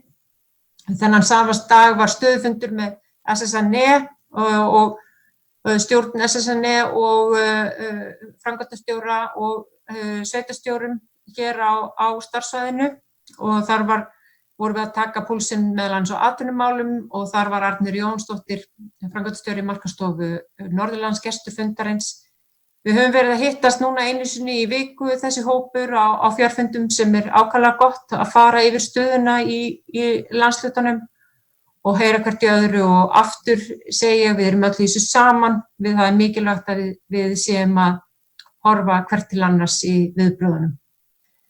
27. apríl þá voru að sjálfsögðu þessir voru fundir með suðstjórum og síðar þennan sama dag átti ég fund með Deibi Eggersinni borgarstjóra þar sem við vorum að fara yfir COVID-viðbrögð og aðgerðaráætlanir hjá okkur, hjá borg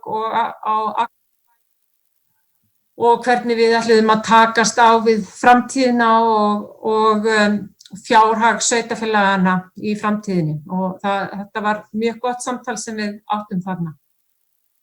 28. apríl þá fá fundurinn að mestu leyti í fundi með sviðsstjórum þar sem við erum að fara yfir 3 mánaða rekstraryfirlit, við erum að fara yfir fjárhaginn og bara mjög náið og mjög nákvæmlega þessa fyrstu 3 mánuði ársins og ég er að fara yfir það með sviðsstjórin, ég og fjármálastjóri, sviðsstjóri fjársýslusviðs, Dan Jens Brynjarsson og þetta hefur gengið bara nokkuð vel. Á 28. þá fórum við Eva Hrund og Hilda Jana ásamt starfsfólki MAG og formanni stjórnar Rebin Jóni Pétursinni í heimsókn í Hof en þar var Sinfonía Nord að taka upp tónlist fyrir Netflix og Ísland, það er gaman að segja frá því að Ísland er eitt tveggja land í heiminum sem hefur getað veitt þessa þjónustu þrátt fyrir COVID-faraldurinn, sem sagt varðandi upptöku á kvikmyndum og kvikmyndatónlist og það er alveg ótrúlega gaman að sjá þetta ferli og hvernig er verið að gera þetta og hversu fagmannlega allt var gert og vel var unnið í Hofi og það var algjörlega glæsilegt og ég vil rósa okkar glæsilega og góða tónlistafólki og starfsmönnum hjá MAG og framkvæmdastjóra Sinfonía Nord fyrir hans framlag og þeirra framlaga allt. Það er ótrúlegt að sjá hvar tækifærin leynast í allri þessari kreppu. Þannig að ég bara þakka þetta var mjög skemmtilegt. Nú síðdegis þennan dag þá áttum við Halla Björk, forseti bæjarstjórnar fjarfund með Þórdísi Kolbrúnu Reykfjörð Gylfadóttur, ferðamála og nýsköpunarráðherra og þar vorum við að ræða ferðaþjónustufyrirtækin á landsbyggðinni. Þennan sama dag var aðgerðapakki ríkisstjórnarinnar kynntur, 3. aðgerðapakkinn og við höfum ætlað að ræða að sjálfsögðu aðgerði fyrir ferðaþjónustufyrirtækin en við áttum þarna mjög gott samtal tækifærin hjá COVID og svo ekki síst að hugsa að beina því til ráðherra að beita sig fyrir því að fjármálafyrirtækin myndi standa líka með fyrirtækjunum á landsbyggðinni sem er ákaflega mikilvægt. En við áttum þarna mjög gott samtal við ráðherra.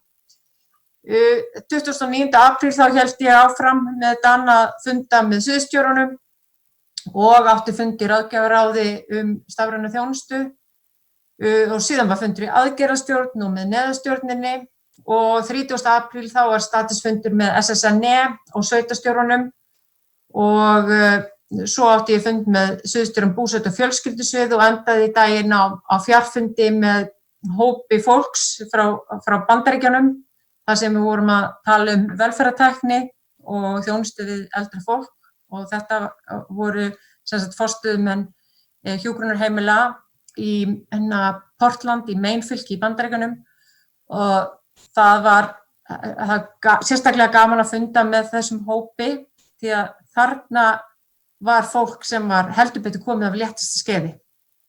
Og þarna er ekki verið að miða við 67 ára aldurinn, þarna var fólk almennt séð komið, mjög af léttasta skeiðinu en þetta var góður fundur og skemmtilegur og gaman að eiga samtal við þessa einstaklinga.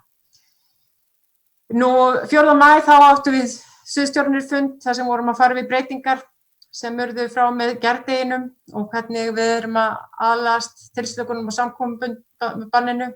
Ég átti sömuleiðis fund með Unu Steinsdóttur, framkvæmdastjóra hjá Íslandsbanka, þar sem við vorum að fara yfir fjárhagsleg málefni og svo enda í daginn fór meira og minna allt síðdegið í gær í það að funda með bæjar- og sveitarstjórum og oddvitum á Íslandi og stjórnar Sambands íslenskra sveitarfélaga og framkvæmdastjóri landshlutasamtakanna á vegum Sambands íslenskra sveitarfélaga. Það voru sem sagt 80 manns á þessum fundi sem gekk vonum framar og þetta var nú í fyrsta skipti sem Samband íslenskra sveitarfélaga heldur svo stóran fund og það lofuðu allir þetta framtak og lofuðu þetta fundaform og þessi fundur var haldinn í kjölfarið á því að það kom töluverð gagnrýni á það héðan og norðan að sambandið væri ekki nægilegu sambandi við sveitarfélögin.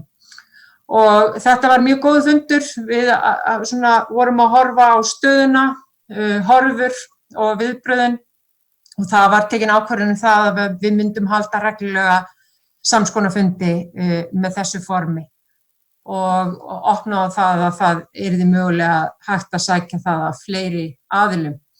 Allt svo kjörnum fulltrúum. Þannig að þetta var bara mjög góður fundur. Og svo í dag þá áttum við sviðsstjórar reglulegan fund og þar var fyrst og fremst verið að ræða gerð fjárhagsáætlunar. En þetta svona það helsta úr verkefnum, þau eru náttúrulega dálítið sérstök, svo ekki sé meira sagt og hafa verið. Það venjuleg viðtöl við bæjarstjóra fara fram í fjarfundi eða í síma. Það eru aðeins það hefur ekki verið haldinn svona físískur fundur með bæjarstjóra hér í mjög langan tíma og við erum svona huga að því hvernig við léttum tilslökunum. Það margt í gangi og mikið að gera en mikið lærdómsferli sem hefur farið fram og sem við tökum með okkur í veganesti inn í framtíðina og til þess að, ekki síst til þess að bæta alla starfsemi hér hjá Akureyrarbæ. Takk. Já, þá hefur bæjarstjóri Ásthildur Sturludóttir lokið máli sínu og dagskráin tæmd. Hér lagðar fram til kynningar eftirtaldar fundargerðir, bæjarráð 22. og 30. apríl, fræðsluráð 20. apríl, skipulagsráð 22. apríl, umhverfis- og mannvirkjaráð 17. apríl og allar þessar fundargerðir má finna á vef bæjarins. Við, eins og ég sagði í upphafi fundar, munum gera ráð fyrir að funda í Hofi næst að því gefnu að ekki komi upp einhver aftur, eða komi upp smit eða hópsmit á Akureyri þar að segja. Við vonum því besta og sjáumst í Hofi næst. Takk. Og það segir fundi slitið klukkan 18:13.